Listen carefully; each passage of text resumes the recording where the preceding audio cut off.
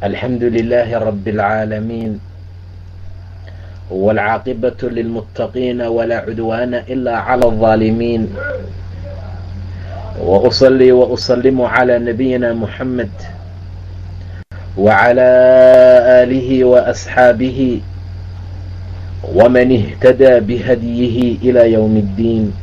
أما بعد، waxaan ku dhex jirnay qisooyinkii khulafaa urashidiin ee uu noogu soo horeeyey abubakar radia allahu tacaala canhu. waxaan soo ogaanay abubakar mar allaala marka nebigu dhintay kadib axadka ugu horeeyey khilaafada loo doortay oo booska nebiga geli kara in asagu markaa yahay. sidaa darteed buu si hagaagsan oo wacan saan soo tilmaanay taariikhdiisa ayuu wax u maamulay.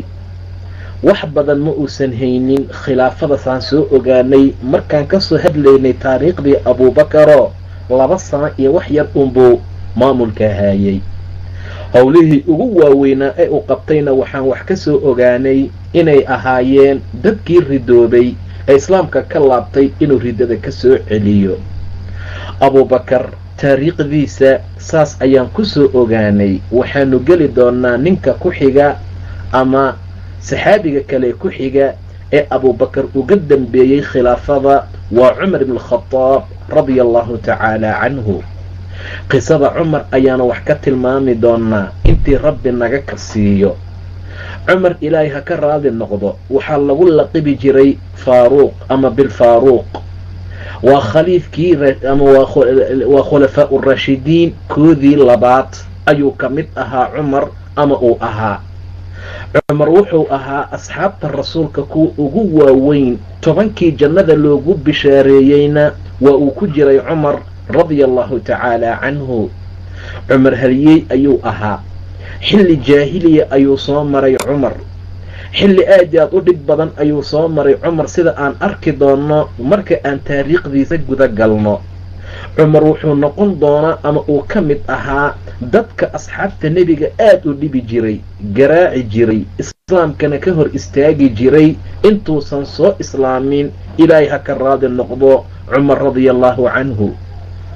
xantamata binti haashim bin mugiira ayaa la oran jiray hooyadii dhashay cumar. hooyadii xantamata ayaa la oran jiray binti haashim bin almugiira oo waxay la dhalatay abujahal. sidaa darteed ayaa ilaahay subxaana wa tacaala cumar wiilka cumar la yidhaahdo hooyadii ay ahayd. cumar waxaa la dhalay markii caamulfiil ay dhacday kadib. dhalashada rasuulka sala allahu calayhi wasalamna wuxuu ka dambeeyey 13 sano cumar radia allahu canhu. idan rasuulka ayaa ka weyn cumar oo 13 sano ayuu nebigu ka weyn yahay cumar radia allahu canhu. oo caamulfiil kadib ayuu dhashay. rasuulkana caamulfiil buu ku dhashay. dhalashadii rasuulka sala allahu calayhi wasalam 13 sano ayuu ka dambeeyey cumar. intaa kadib wuxuu ku barbaaray ee quraysh gudaheeda. wuxuu ku caanbaxsanaa inuu aad iyo aad u yiqiinay tacliinta qiraa'ada ama aqrinta iyo qoraalka. cumar radia allahu canhu raaciyan buu ahaa baa la yidhi mid geela raaca mar allaala markii uu yaraa saqiirna uu ahaa cumar. aabbihii khaliid ayuu ahaa oo aad buu u kakanaa xagga mucaamalka marka la yidhaahdo cumar ibn alkhadaab aabbihii. cumar ibn alkhadaab radia allahu canhu waxa uu ka mid ahaa quraysh kuwooda ugu sharafta badan. cumar wuu barbaaray wuxuuna ku barbaaray bay-ad carabiya ah, jaahiliyad ah, wathaniyad ah oo diinka qoomkiisii oo imtiqaanaa jaahiliga ahaa oo ay asnaamtu caabudi jireen ayuu ku dhex barbaaray cumar radia allahu canhu. mar allaala marka nebiga lasoo diray sala allahu calayhi wasalam adduunkana uu ka bidhaamay nuurkii islaamka. rasuulka sala allahu calayh wasalam afkiisana uu ka burqanayo kelimada tawxiidkee laa ilaaha ila allah taasoo loo baahnaa in mujtamacii jaahiliga ahaa looga bixiyo mugdiga, dulumaadka, jahliga, shirkiga iyo waxyaabaha faraha badan oo ay caabudi jireen ilaahay kayrkii ayaa rasuulka loo soo diray sala allahu calayhi wasalam. cumar dadkii degdeg u qaatay oo rumeeyey muusan ka mid ahayn, balse wuxuu ku soo jeestay inuu ciqaabo, cadaabo, dhibaatana gaarsiiyo qof kasta ee uu ku arko ama uu ku maqlo inuu nebi moxamed rumeeyey sala allahu calayhi wasalam. saan arki doonno cumar wuxuu islaamayaa sannada 6aad ee bicfada nebiga sala allahu calayhi wasalam. mar allaala marka rasuulku uu amray nimankii muhaajiriinta ahaa inay maka isaga baxaan markay dhibtoodeen ayna u hijroodaan dhulka xabasho ayagoo ku maqan ayuu islaami doonaa cumar radia allahu canhu, sida aan markaa arki doonno.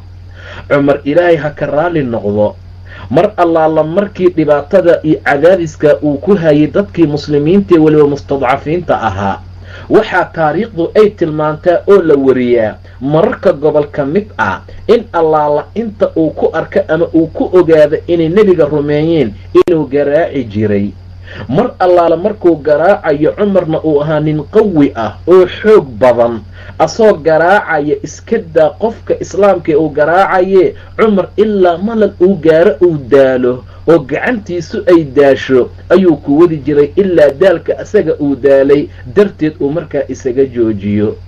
cumar ilaahay ha ka raadi noqdo, markuu islaamku soo gelayay ama islaamku intuusan soo gelin waxaa jirtay bishaaraad qalbigiisa ilaahay marba marka ka dambaysa uu gelin jiray. taariikhda qaar baa waxay warisaa cumar ilaahay ha ka raadi noqdee intuusan islaamin nebiga oo qiraa'ada aqrinaya ama qur-aanka kacbada ku aqrinaya yuu habeen u dhuuntay. rasuulkuna wuxuu aqrinaya suuratu alxaaq. mar allaala marka aayadihii dambe iyo meesha gebagabada uu soo gaaray, rasuulka sala allahu calayh wasalam qiraa'adiisana ta'hiir bay markaa lahayd. cumar intuu aad u yaabay qiraa'adaa rasuulkuu aqrinayo ayuu yidhi armaa ninku uu saaxir yahay, ninkani amuu shaacir yahay. nebigu ula jeedaa sala allahu calayh wasalam, waayo qur-aanka kayfiyaddu isku haysto, habka iyo hanaanka, quruxda iyo sida fiicane markaa uu u hadlaayo ayaa intuu la yaabay wuxuu yidhi armee ninkaani uu yahay nin shaacir ah. kolkaa buu rasuulku soo gaaray sala allahu calayhi wasalam, wamaa huwa biqowli shaacirin qaliilan maa tu'minuun. wamaa huwa biqowli shaacir, abwaan qowlkiisa ma aha qur'aankani qaliilan maa tu'minuun. aad buu u yaabay haddana, alla ninku waa kaahin buu yidhi, suu ii ogaaday. walaa biqowli kaahin tadakaruun ayuu rasuulku haddana raacsiiyey.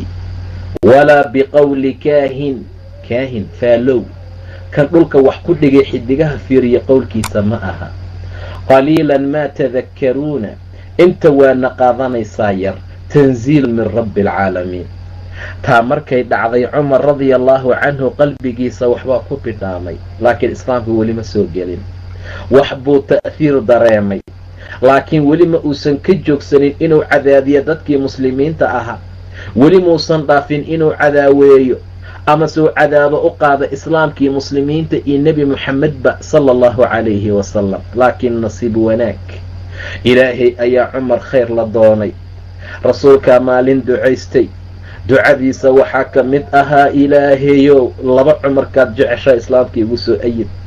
cumar ibn alkhadaab iyo cumar ibn hishaam waa abijahal ninka lagu magacaabo iyo ninka lagu magacaabo cumar ibn alkhadaab radia allahu tacaala canhu. ilaahow labadaa midkaad jeceshahay ilaahay soo islaamka igu soo adkee. waayo cumar haliyey geesi ah oo libaaxa ayuu ahaa. abi xabsin baa lagu kunyeyn jiray aabbihii libaaxa.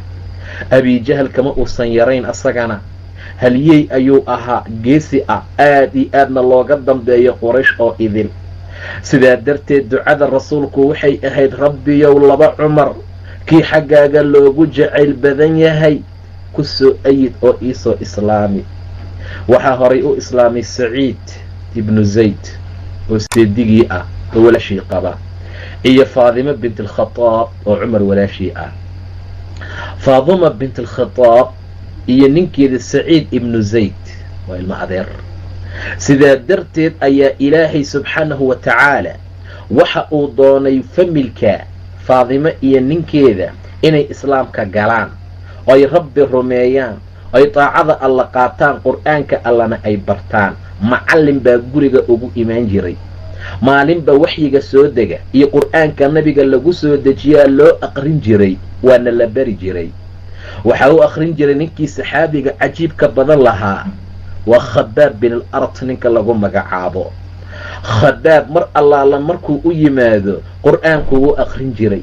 sidaa darteed baa waxaa soo degtay suuratu taaha. mar allaala markay suuraddaa soo degtay, warqaddii ay ku qornayd ayaa loo keenay saciid iyo gabadhii uu qabay faadimo ahayd, cumarna la dhalatay, asagoo u aqrinaya oo qur'aankii u daarisaya oo wixii la baraya diinkii iyo khayrkii iyo wanaaggii ahaa. ayaa waxaa dhacday cumar ibn alkhataabna maalinta inuu go-aan ku gaaray inuu ka taqalluso nebi moxamed sala allahu calayhi wasalam. seef buu soo qaatay, shawax asaga oo garwaxsan oo seefta garabka u suran tahay ayuu soo baxay baa la yidhi. xaggee buu usoo socdaa? nebi moxamed sala allahu calayhi wasalam inuu soo dilo. wuu raadinayaa. nin baa ka hor yimid oo yidhi cumarow xaggeed u qasdaysaa waad u socotaa? ninkaa bidciga ah ee istustuska badan ee diinta haleeyey ee ummadii kala geeyey ee dadkii mataqaana caqliga badnaa sufaha ku tilmaamay oo wadajirkeennii kala googooyey ayaa rabaa inaan kasoo takhalluso. wallahi naftaad ku kadsoomaysaa buu yidhi. maxaa kuu geeya ninka? war familkaagii iyo dadkaagii oo hoostaadii ka taalaa arrinta. faadima bint alkhataab oo walaashaa ah, ninkeedii saciid ibnu zayd qad aslama, way islaameen. haddaad wax qabanayso war ragga adiga kuu dhashay oo familkaaga ahee dhexdaada ku jira ee walaashii kula dhalatay iyo wiilkiina adeerkay aad tihiinee qaba, ayaga tallaabo ka qaad. seef baad wadataa, nebi maxamed baad u socotaa. xaggee uga socotaa nebi maxamed? maxaa kuu geeyey? familkaaga maad wax ka qabatid? cumar wuu soo laabtay radia allahu canhu, markaa muusan soo islaamin weli. mar allaala markuu soo laabtay ee uu soo noqday ayaa wuxuu soo aaday guriga walaashii. shanqartii cumar baa la dareemay.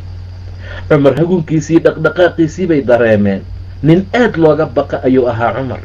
nin qawi ahoo xoog badan buu ahaa cumar. nin haybad ilaahay siiya buu ahaa cumar radia allahu canhu. intaa wixii ka dambeeya macallinkiina waa la qariyey. duqdush iyo coos iyo wax meesha yaalay ayaa hoosta laga dhexgeliyey. warqadiina waa la qariyey. gabadhii iyo ninkeediina way ishor fadhiisteen oo sheekay bilowdeen. ilaa ninkan waa nin khatar ah, waa dilayaa, qofuu ka gabanaya ma jiro. mar allaala markuu albaabka soo galay buu yidhi war waa maxay huguntaan idinka maqlaayay? huguntiini maxay ahayd buu yidhi. war waa sheekaysanayni nagata, soo nin naag isqaba ma nihin, soo ma sheekaysan karno. war waxaas iga daaya buu yidhi. waxaad sheegayseen ama aad akrinayseen halkaa iisoo dhiga.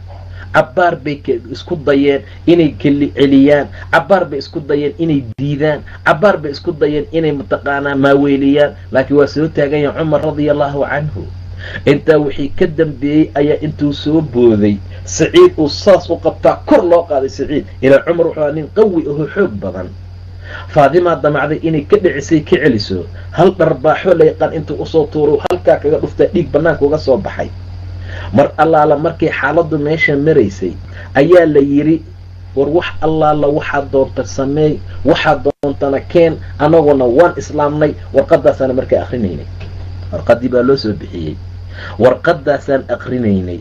cumar markuu arkay walaashii dhiigga ka socda, ilaa carabtu aad bay gabdhuhu u xushmayn jireen, ayadoo xaaladdu ay saa tahay ayuu yidhi isii warqadaan akriyay. waa loo diiday. saan hadda soo tilmaannay cumar wuxuu aad iyo aad ugu dheereeyey xagga kitaabada. wuxuu mumtaaz ahaa uu kaga socnaa dhalinyarada quraysheed xagga qoraalka iyo akhrinta. nin aad u yaqaana buu ahaa. saa darteed warqadii way u diideen, laakiin wuxuu ku dhaartay laata iyo cuza inuusan wax dhibaataa gaarsiinaynin. warqadii baa loo dhiibay. bismillahi raxmaan raxiim. طه ما أنزلنا عليك القرآن لتشقى إلا تذكرة لمن يخشى تنزيلا ممن خلق الأرض والسماوات العلى الرحمن على العرش استوى له ما في السماوات وما في الأرض وما بينهما وما تحت الثرى وإن تجهر بالقول فإنه يعلم السر وأخفى الله لا إله ilaa huwa lahu alasmaa'u alxusnaa. aayadaha cajiibka badan baa ku qoran. cumar indhiisii biyaa ka soo daatay. cumar ilaahay baa xaqa la doonay subxaana wa tacaala. cumar ilaahay baa u ajibay ducadii nebi moxamed, ilaahayow laba cumar midkood iisoo islaamiyo islaamka iigu soo ayidi. cumar ibnu khadaab buu noqday. daahaa allahu aclam bimuraadih. maa anzalnaa calayka alqur'aana litashqaa, kugumana soo dejin qur'aankaa nebi moxamedo inaad ku dhibtootoon kugu dhibno, ilaa tadkiratan liman yakhshaa, waawaano qofka cabsanaya ayuu u yahay. tanziilan miman khalaqa alarda waasamaawaati alculaa, waa tanziil iyo dejin macbuudka samaawaadkii arlada samaawaadka sarsareeya abuuray xaggiisa laga soo dejiyey. waa allaha naxariista badan, carshiga dushiisana ku ekaaday. samaawaadkii arlada waxa ku jira iyo waxa u dhaxeeya, iyo wamaa taxta atharaa, ciidda qoyan hoosteeda wixii ahaaday, waa macbuudkii lahaa, allihii lahaa, allihii abuurtay, allahay u sugnaadeen, allaha xaggiisaa laga soo dejiyey. iyo wamaa taxta atharaa wain tajhar bilqowl fainahu yaclamu sira waakfaa, haddaad qowl la jaharto ama aada la siriyaysataba ilaahay sirtii waxa qarsoon wuu og yahay. allahu laa ilaaha ilaa huwa lahu alasmaa'u alxusnaa. allah maxaa ka wanaag badan buu yidhi, allah maxaa ka macaan badan, alla qurux badnaa hadalkan. war aaway nebi moxamed xaaladaasuu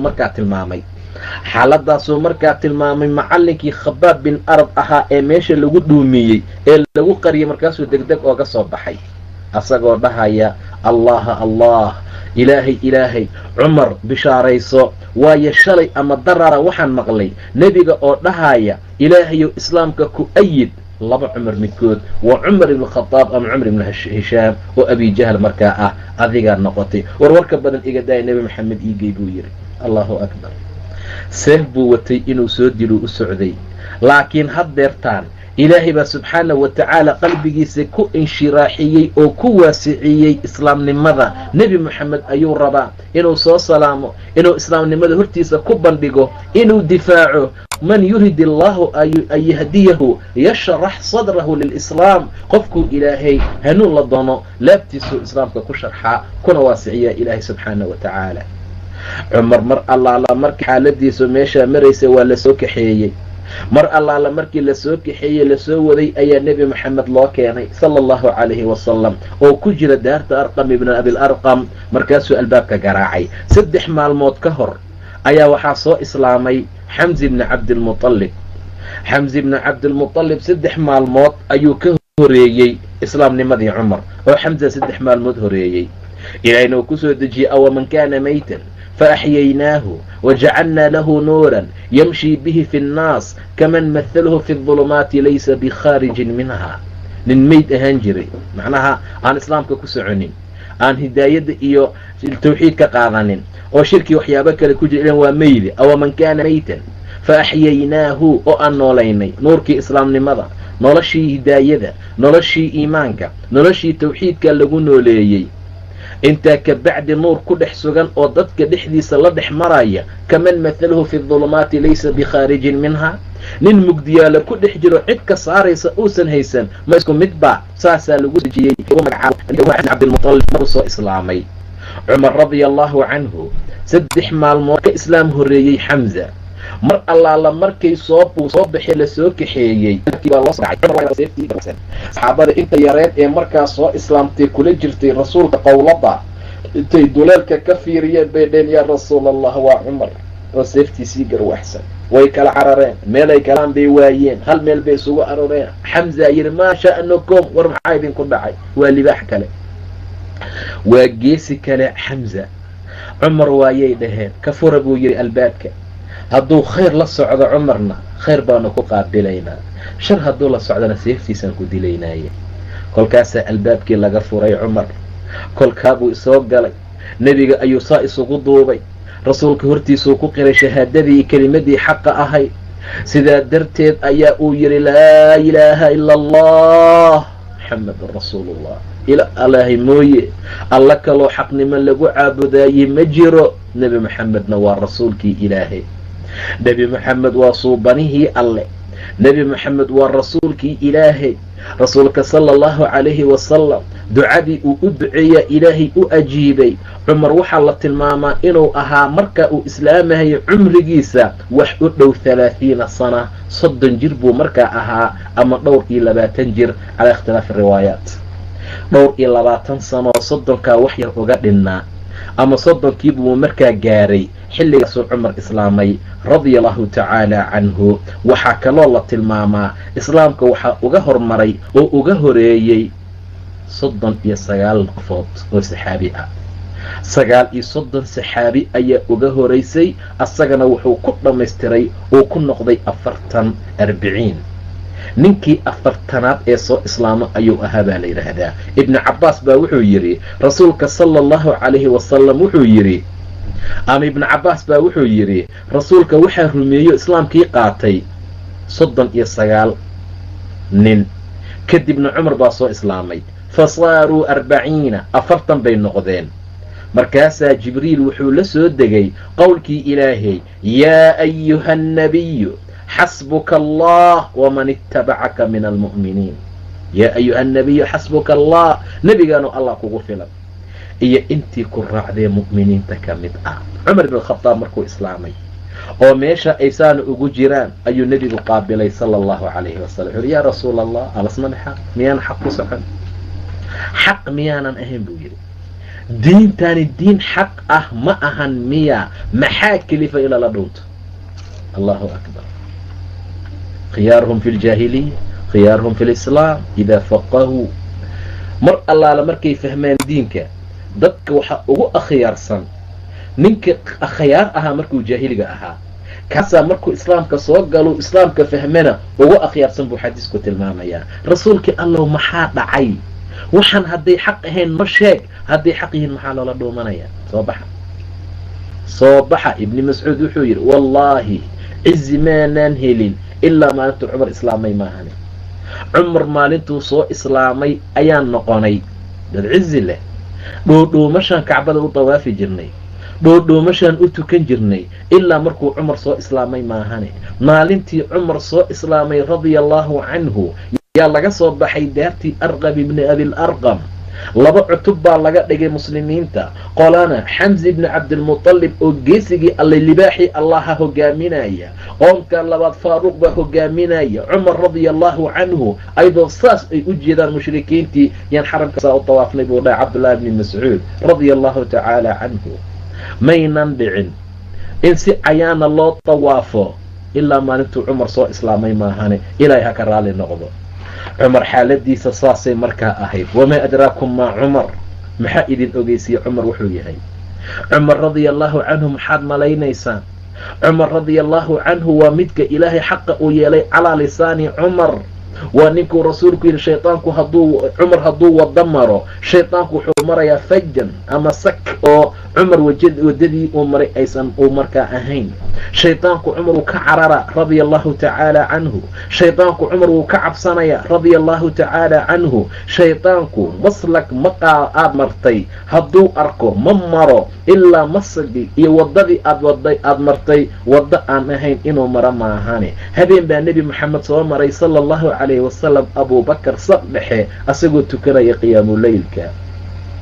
abubakar codkiisa hoosuu ahaa, qiraa'adiisu lama maqlaynin, si aayar ah oo hoosuu u akhrinayay. wuu ka soo tegay rasuulka sala allahu calayhi wasalam. cumar ayuu soo maray oo cod dheer oo qaylaa qur-aanka ku aqrinaya. nebi moxamed wuu iska tegay. subaxii markii la gaaraa labadoodii loo yeedhay. abubakar maxaa dhacay buu yidhi rasuulka, xalay baan ku soo maray adoo tukanaya, qur-aan aqrinaya. qur-aankaad aqrinaysa codkaaga hoos buu ahaa, maxaa dhaco codka saas aad uga dhigtay? axadka aan qur-aanka u aqrinayo, axadka aan rabo inaan salaada u tukadoon baryaayo ma dhaga la-a buu yidhi. haddaan hoosu dhiga waa imaqlaya, waa ilaahay subxaanahu watacaala, inahu samiicun qariibun mujiibu dacwa subxaana watacaala. cumar adigana maxaa dhacay baa la yidhi, adoo qur-aanka akrinayaan ku soo maro codka cirka ku tolaye shaydaan baan burinaya buu yidhi. aniga shaydaankan ceyrinaya wax uu ka necbaa shaydaan ma jirin saasaa yeeline cumarow adna waxoogaa hoos usoo deg baa la yidhi abubakar adna waxoogaa kor u qaad marka taa waxay tilmaamaysaa cumar heerkuu markaa taaganya rasuulka sala allau alayh wasalam markii cumar uu soo islaamay xamzana uu soo islaamay yaa raggii xabasho aaday ee u hijrooday waxay maqleen islaamkii yaa xoogaystay dhibaato fara badan baa laga dhaafay cadaadkii muslimiinta lagu hayay waa laga rafacay waxaa soo islaamay laba geesi oo dadka dhib ku hayay waa xamza iyo cumar sidaa darteed dib bay u soo laabteen oo waxay ku soo laabteen baa la yidhi magaalada maka laakiin arrintaasay u maqleen maysan jirin markuu cumar iyo xamse islaameen baaba islaamkii dhoojiskii cadaadiska lagu sii adkeeyey laguna bilaabay intaa ka bacdi rasuulka sala allahu calayhi wasalam asxaabtiisii wuxuu amray horta intii soo laabatay ee ka soo laabatay xabasha qole ayaa haddana dib ugu laabatay etoobiya oo hijro laba ah ayaa jirto hijradii koowaad iyo tii labaad ee xabasho markaa ah laakiin umaysan sahlanayn sidii hore ay u baxeen oo kale dhib bay markaa ku noqotay intii bixi weysay rasuulka sala allahu calayhi wasalam mar labaad ayuu amray dadku inay hijroodaan magaalada madiina inay markaa aadaan xaaladaasuu rasuulku amray sala allahu calayhi wasalam cumar wuxuu ku jiri doonaa saan arki doona dadka markaa hijroodaa laakiin abibakar rasuulkaa dib dhigay oo yidhi joog in la idmaan laga yaabaaye wuxuu u dibdhigsaday inay asagu israacaan nebiga markuu amray dadkii asaga raacay inay hijroodaan madiina way hijroodeen muslimiinta badankooda yadrib bay aadeen waxayna u baxeen si dhuudhuumasho ah si qarsoodi ah ayagoo ka baqaya oo aad uga cabsanaya in axad qurayshta ka mid ah uu ku soo xadgudbo oo lasoo hujuumo oo dhibaato la gaarsiiyo oo mashaakil ba-an la gaarsiiyo ayagoo ka cabsanaya ilaa cumar maahane radia allahu tacaala canhu cumar ma ahee inta ka soo hartoo dhan sir bay ku baxeen dhuudhuumashay ku baxeen qarsoodi bay ku baxeen kuwaa jidka looga daba tegay qaar baa la soo celiyey umu salama oo kale ninkeedii iyo canugii markii ay baxeen waddadaa loo galay waa tii ninkiina iska sii daayey gabadhiina dib loo soo celiyey wiilkiina qolo kale markaa qaadatay ilaa hal sano ay ku qaadatay inay bannaanka u soo baxdo umu salama oo ay ku oyso meeshii dhacdadii ay ku dhacday ilaa markii dambe nin dadkeedii kadaa uu u taraxumay uwa calool jilcodhaa maskiintana iska sii daysaan odageeda ha aadee kolkaasaa la sii daayey axad dhuumasho ku bixin ma jiro axad haddii la qabto dhib la gaarsiiyey ayaa badnaa ilaa cumar maahane radia allahu tacaala canhu laakiin cumar mar allaala markuu goostay inuu hijroodo markuu damcay inuu baxo hijrada aado wuxuu soo labistuu soo qaatay seeftiisii qaansadiisiina garabkuusaa u soo saartay wuxuu soo aaday kacbada xaggeeda waa dawaafay 7 mar ayuu kacbada ku dawaafay intaa ka bacdi wuxuu aaday maqaamu ibraahim wuu ku tukaday intaa kadib baa wuxuu dul yimid xalaqad iyo majlis iyo gole mushrikiinta ay ku urursan yihiin ay markaa fadhiyaan inuu baxo ayuu doonayaa walilaahi alcizatu walirasuulihi walilmu'miniin walakina almunaafiqiina laa yafqahuuna walakina almunaafiqiina laa yaclamuuna intaasoo dhan waxay tilmaamaysaa cizada iyo wanaagga ilahay siiyey cumar radia allahu canhu cumar sida ilaahay u qadariyey uu u maamusay iyo sida ilaahay subxaana wa tacaala diintiisa uu cizinayo geesinimada weyn ee subxaana wa tacaala ninkan waa loo baahan soo galo ninkan shay muhiim ah waa la fadhiga maarmaha markuu duceynay uu ilaahu laba cumar mid kamida ku soo ayid islaamka oo iisoo rumay wax sahlan ma ahayn waa loo baahan yahay rasuulka xikmadooyinka uu sameynaya maxaa kamid ahaa waxaa kamid ah cumar soo maaha nin haliyaya maaha gabar buu ka guursaday radia allahu tacaala canhu cumar rasuulku wuxuu ka guursaday way noo imaan doontaa taariikhda cumar ee xafsa binti cumar rasuulkaa guursaday sababtu maxay tahay xidid buu rabaa inuu la noqdo wuxuu rabaa inuu la xidido abubakar oo kaalin weyn kaga jira islaamka buu la noqday xidmooyin fara badan baa ku jira ninka ugu sarreeyey abujahal kadib quraysh madaxdooda ahaa yuu ahaa abi sufyaan bin xarbi ninka lagu magacaabo umu xabiiba asagaa dhalay rasuulkaa guursaday sal allau alayh wasalam marka xikmadooyin fara badan baa ku jira rasuulka sal alla alay slam waxyaabaha uu samaynayay ninka noocaana waa nin halyeey ah waa nin loo baxsan doono waa nin maamuus midan waa nin islaamka wax tari doono waa nin islaamka wax u qaban doono almu'min allah min almu'min daciif mu'minka qawiga ah ee xoogga badan ee tabarta leh ee kartida leh ee cibaadada ku adag xoog mtaqaana badani ah leh intaba wuu ka khayr badan yahay alla agtiisana waa looga jecel yahay mu'minka daciifka ah laakiin mid kastoo ay kamid khayr buu leeyahay buu dhahay nabiga ixris calaa maa yanfacuka wixii ku anfacaya ku dadaal wastacin billah ilaahay tala saaro walaa tacjaz wain asaabaka shay facaltu kada kaana kada haddii kugu dhaco ولكن قل قدر الله إلهي بقى قدره وما شاء فعل فإن لو تفتح عمل الشيطان كلمة لو لده شيطانك عمل كيسي فرطا وحد يكو قد عاويكو قد عين هديسان كو قد عين إلهي كو مثل قلين سبحانه وتعالى ربا إن الناكتي سو عرمل أما قراب نقطو أسايقاضو ilmihi su ay yatiimoobaan ama ay agoomoobaan hooyadii ay gablantay wiil weyso ha isoo daba kaco hana igaga daba yimaado waadiga gadaashiisa cumarna waa dhaqaaqay radiyallahu tacaala canhu cumar markuu baxay magaalada madiine ayuu tegey intaa kadibna dhowr waqti kadib rasuulka u soo hijrooday magaalada madiina asaga iyo abibakar radiyallahu tacaala canhu laba dadkii loo walay oo muhaajiriin iyo ansaar ah laakiinse abibakar iyo cumar rasuulku wuu walaaleeyey sala allahu calayhi wasalam doorkii madiine ayuu cumar qaatay nebiga ayuu garab istaagay dagaaladii uu aadahayey oo dhan ayuu kaga qayb galay kana qayb qaatay manaaqib fara badan ayuu ilaahay cumar siiyey radiyallahu tacaala canhu waxaa ka mid ahaa in xaqa ilaahay uu yeelay carabkii cumar radiyallahu tacaala canhu sidaa darteed ayaa cumar wuxuu yidhi rabbigay ayaan 3 waxyaabood la waafaqay midda koowaad wuxuu yidhi waa aayadda xijaabka waayo waxaan idhi yaa rasuul allah dumarkaaga maad xijaabtid baari iyo faajirba waa u soo galaaye rasuulku ma samayn jirin waayo waxama soo degin aayad lagu amrayo in dumarka markaa la xijaabo in badan buu cumar xirsi iyo dadaal ku samaynaya in dumarka la xijaabo in dumarka xijaab ay xirtaan in dumarka xijaab fiican ay qaataan intaa kadib habeenada ka mid ah asagoo bannaanka iska socdaa sawda soo baxday oo ay u socoto qadaa'ul xaaje inay soo gudato sawda gabar dheer bay ahayd markaasuu cumar yidhi waan kuu jeednaa sawday inaad sawdo tahay nagamana qarsoonid wuu soo ceyriyey way soo oroday waxayna u soo gashay guriga nebiga ay tiri yaa rasuul allah cumar baan ka bixi la'nahay cumarow iska daa buu yidhi xaajaadkooda ha u baxaane rasuulka allow xijaab isla markii waxaa soo degtay waidaa sa'altumuuhunna mataacan fas'aluuhunna min waraa'i xijaab haddaad mataac weydiisanaysaan dumarka ka weydiista xijaabka gadaashiisa ta labaad wuxuu yidhi waa maqaamu ibraahim in lagu tukado rasuulku intuu cumar intuu nabiga u yimid buu yidhi yaa rasuul allah low ittakhadnaa maqaama ibraahiima musallaa ka waran haddaan maqaamu ibraahim gadaashiisa meel lagu tukada ka dhigano isla markii waxaa soo degtay wattakhiduu min maqaami ibraahiima musallaa maqaamu ibraahim meel lagu tukada ka dhigta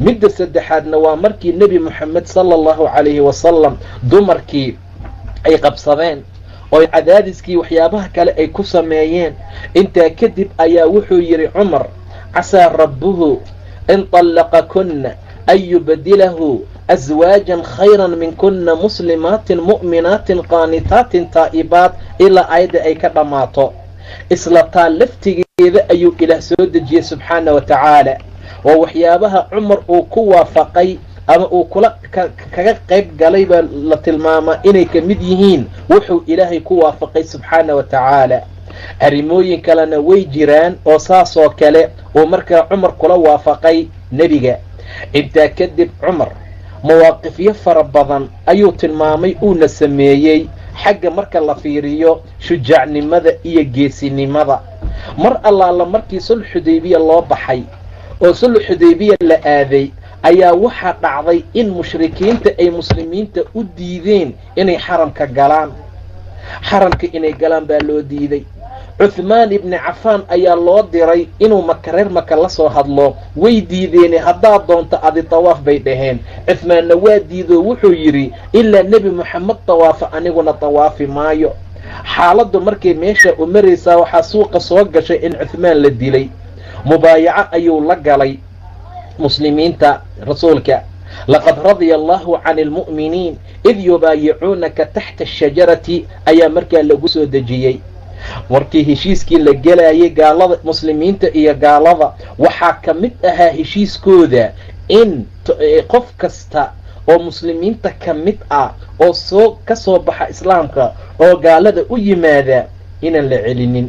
qofkii gaalada ka soo baxay islaamka yimaadana in la celiyo. arrintaa wuu ogolaaday nebiga.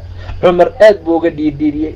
xaq maana ku taageen yaa rasuulka ilaahayo, maxaa dhacay oo diyaano iyo dullinimo aan diinteena ugu ogolaanayna, ragga aan iska celina yaa rasuul allah. nebigu wuxuu yidhi waxaan ahay rasuul ilaahay. abubakar buu u tegey. arrintii aad iyo aad buu cumar mtaqaana ay ula noqotay wax aad iyo aad u qaraar badan, dhibaato fara badan. isla markii abujandal baa yimid oo kusoo boodboodayo quyuud iyo xarga uu ku xirxirnaa.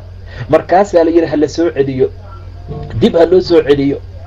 yaa muslimiina malee celina. cumar ibn khadaab wuxuu leeyahay agtiisaan socdaa, sayftaan saas ugu taagayaa, waxaan rabaa inuu intuu iga dafo aabihii ama qofka wada uu ku dilo kabacdin oo ka baxsado. laakiin ilama fahmin. cumar radia allahu canhu halyey noocaasa ayuu ahaa. geesi qiimo badan buu ahaa. ilaahay subxaana wa tacaalaana khayr iyo wanaag fara badan siiyey carruurtiisa. waxaa ka mid ahaa cabdullaahi ibni cumar. waxaa ugu caansanayd xafsa binti cumar. labadooba waxay ahaayeen carruurtiisa kuwa ugu caansan ee ugu halyeysan ee ugu waxqabad badan. waa cabdullaahi ibni cumare waa ninka ugu itibaaca iyo raaciddii ku dayashada nebiga badnaa sala allahu calayhi wasalam. yaa soo haray xafsa. xafse iska daa wax kale waxay noqotay sawjadii nebi moxamed sala allahu calayhi wasalam. sidaa darteed baa sababtay ku timid waxay ahayd markii dagaalkii bedar dhacay ayaa waxaa lagu dilay dagaalka khunays ibnu xudaafa assahmi, saxaabiga lagu magacaabo ee xafse ninkeeda ahaa. xafse 20 jir bay ahayd radia allahu tacaala canha. waxaa sidoo kale xilliyadaa geeriyootay cuhmaan ibnu cafaan gabadhii uu qabay ee rasuulku dhalay sala allahu calayhi wasalam. cumar ibn alkhadaab aad buu u kurbooday gabadhaa yariista ah ee asaga uu dhalay oo 20 jirka ah oo carmasho noqotay oo garoobada noqotay. aad iyo aad ayuu uga murugooday. wuu soo baxay cumar radia allahu tacaala canhu. waxa uu u yimid cuhmaan oo uu yidhi cuhmaanow waxaan la socdaa inay gabari kaa dhimatay, in sawjadaadii dhimatay. xafsaa garoobowdee ma kuugu daraa? xafsa aan kuu guuriyo? cuhmaan wuxuu yidhi waan ka soo fiirsanoo cumarow ii kaadi. cuhmaan dhowr maalmood buu maqnaa. waa ii soo laabtay buu yidhi cumar radia allahu tacaala canhu. markaasuu ii yidhi cumarow raalli ahow, aniga waxaa ii daahiroo ii muuqday wakhtigaa inaanan guursanin. inaan guursado diyaar uma ihi macnaha. inaan guursanin ayaa ii daahirto xilligan inaan guursado diyaar uma ihi ayuu ii yidhi buu yidhi cuhmaan.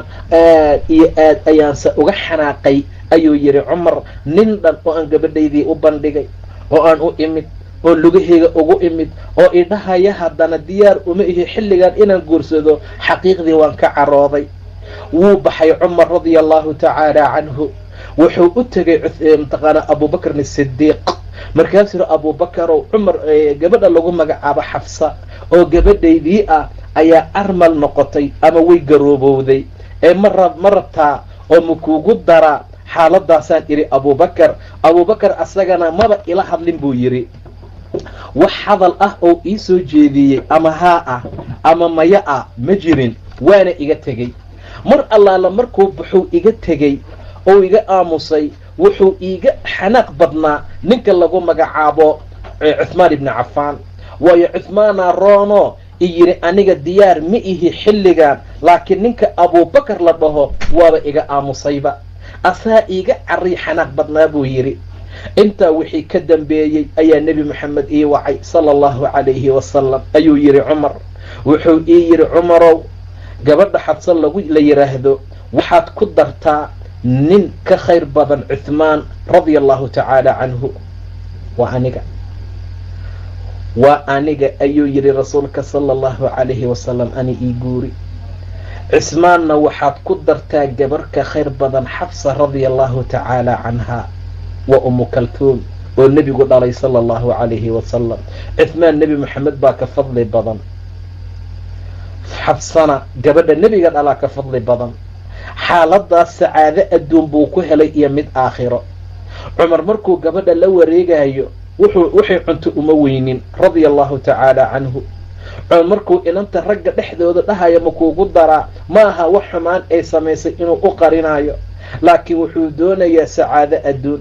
gabadhiisuu liibaan la rabaa, khayr buu la rabaa, guri inay gashuu la rabaa, cizii karaame inay gaartuu rabaa, arrimooyin fara badan oo noocaasa ayuu doonayaa. sidaa darteed ayaa qofka muslimka ah mar walba xaaladdaa lagama maarmaan ay u tahay. waad u jeedaa siduu sacaado u raadinayey, uu khayr u raadinayey, yaa wuxuu ku duldhacay nebi moxamed sala allahu calayhi wasalam in gabadha uu ka guursado, asagana nebi moxamed uu sado u noqdo. cumar radia allahu tacaala canhu waa khayr iyo wanaag, waa sharaf alla siiyey, waa wax alla la doonay, waa khayr iyo wanaag fara badan. cumar manqabadiisa iyo sharaftiisii taariikhdiisa ma aha wax halka lagu soo koobi karo. waxyaabaha waaweyn ee uu qabtayna maaha waxyaaba meeshaa lagu tilmaami karo ee markaa lagu soo kulmin karo, balse qofka muslimka ah mar walba taariikhaha khulafaa urashidiin ama saxaabadu inuu aad iyo aad u barto, uu fiiriyo qaab nololeedkoodu waa shay muhiim ahoo loo baahan yahay. khaasatan habka ay wax u samaynayeen, sida ay diinka u qaateen, habkay u difaacayeen, waa arrimooyin muhiim ahoo loo baahan yahay inay dadku xaaladda noocaasa ogaadaan. cumar rasuulka agtiisa qiimo fara badan buu ka lahaa. maalin maalmaha ka mid ah nebiga sala allahu calayhi wasalam, abuubakar, cumar iyo cuthmaan ayaa waxay dul fuuleen baa la yidhi jabasha uxud. ayagoo saas u dul saaran ayaa jabal uxud dhaqdhaqaaqay, wuu ruxruxday. rasuulkaa intuu lugtiisa jug ku siri, udbud ya uxudow sugnow, alaa tastaxyi, ma xishoonaysid miya? uxudow miyaadan xishoonaynin? nebi baa ku saaran iyo saaxiibkii iyo laba shahiid, waa cuthmaan iyo cumar radia allahu canhum. istaxyi samay buu yidhi uxudow, ma xishoonaysid miya uxudow? jabasha uxud buu nebigu la hadlay markay dhaqdhaqaaqday asaga, abuubakar, cumar iyo cuthmaan baa saaran. way ruxruxatay, lugtuu ku dhuftay, markaasuu yidhi sugnow oo istaag oo ha dhaqdhaqaaqin uxuday. ma xishoonaysid miyaa jabal uxudow? miyuusan nebi moxamed ku saarnayn sala allahu calayhi wasalam? saaxiibkii kuma saarna miya? waa abuubakar iyo laba shahiid, waa cumar iyo ninka lagu magacaabo cuthmaan ibnu cafaan. labadooda gadaal baan ka arki doonaa sida ay u shahiidayaan, shahiid bayna noqdeen. cumar radia allahu tacaala canhu nin aad iyo aad u qiimo badan buu ahaa, sharaf iyo cizi iyo karaamo qiimo badan buu lahaa. geesi ilaah subxaanahu wa tacaala diintiisa halyey ah u halgamo ayuu ahaa. dulmiga ayuu necbaa, edibdarada ayuu diidi jiray. mar walba wuxuu ku dadaali jiray diinka islaamka sida uu yahay in loo qaato, loo fahmo, looguna dhaqmo. cumar radia allahu tacaala canhu nin jaldi ahoo adag oo kakan, karti iyo awood iyo hufnaan mudan ayuu ahaa radia allahu tacaala canhu. cumar ninka lagu magacaabo, ilaahay ha ka raadi noqdee, waxaa dhacday oo kale maalin maalmaha ka mid ah rasuulka sala allahu calayhi wasalam inuu ka sheekeeyey qiso iyo dhacdo. qisada uu ka sheekeeyey wuxuu yidhi maalin maalmaha ka mid ah ayaa waxaa dhacday buu yidhi in wiil ari jiro ah, ari la jooga, uu kusoo xadgudbay waraabe. markuu waraabihii kusoo xadgudbuu ari ka qaatay, arigii buu la cararay. wiilkii ari jiraha ahaa ayaa intuu ka daba cararay wuxuu ka celiyey, uu ka soo dhigay waraabahii arigii markaa uu qaatay. waraabihii intuu saa usoo egay wiilkii buu yidhi yaa iiga celin doona maalinta uusan raaci jirin, khawsaar eriga kaxaynaya uusan jirin ilaa aniga maahane. dadkii way tacajubeen, dadkii way yaabeen. markay aad u yaabeen buu rasuulku yidhi anigu waan rumeeyey, abuubakarna wuu rumeeyey, cumarna wuu rumeeyey. meeshuna maysan joogin, meeshana ma joogin. way rumayn lahaayeen hadday joogi lahaayeen. rasuulkaa u qiray cumar radia allahu canhu.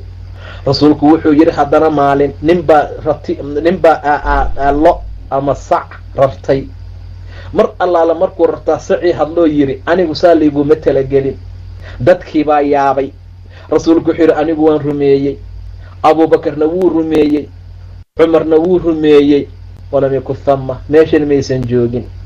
xaaladdaa waxay xaqiijinaysaa ay tilmaamaysaa heerka ay iimaanku ka gaarsiisan yihiin. cumar radia allahu tacaala canhu wuxuu ka mid yahay 10 mubashiriina fi ljanna, 10 rag ee ilaahay nabiga jannada ugu bishaareeyey.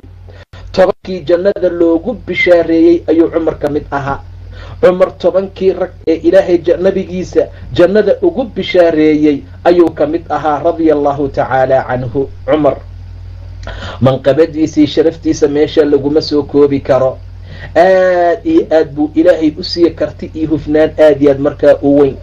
cumar radia allahu tacaala canhu mararka gobol ka mida marka la fiiriyo diinta xaggeedii ku dhaqankeedii ku camal falkeeda wuxuu ahaa nin aad iyo aad u jilicsan. maxamed dhintay sala allahu calayhi wasalam. abubakar wuu maqnaa, cumar baa joogay. cumar mar allaala markii qacdadii ay soo gaartay waa ishalan waayey, waa iscelin waayey. dadkii dahshi iyo wareer baa ku dhacay. seef ayuu la soo baxay. mar allaala markuu seeftii la soo baxay buu yidhi qof allaala qofkii yidhaahda nebi moxamed baa dhintay seeftaasaan qoorta oga goyna. wallaahu se nebi moxamed naga dhimanin, waana noo soo noqon doonaa, waana noo imaan doonaa. mar allaala markuu noo yimaado ayuu munaafiqiin luga iyo gacmo ka googoyn doonaa, sida nebi muuse uu u baxayu qoomkiisii ugu soo laabtoo kaleu noogu soo noqon doona. abubakar baa yimid, nebiga meydkiisii buu shumiyey. intaa kadib buu yidhi ijlis yaa cumar, cumarow fadhiiso. cumarna waa diiday inuu fadhiisto. mar allaala markuu cumar diiday inuu fadhiisto ayuu abubakar geeskaa fadhiistay. wuu tashahuday, wuxuu akhriyey aayaddii ilaahay wamaa muxammadun ilaa rasuulun qad khalat min qablihi اrusul afa in maatow qutila inqalabtum calaa acqaabikum waman yanqalib calaa caqibayhi falan yadura allaha shay-a wasayajzi allahu ashaakiriin.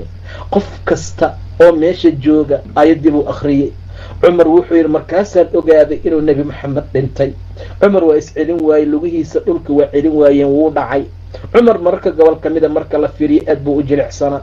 mararka gobol ka mida xuduudda alla ayuu ilaalin jiray.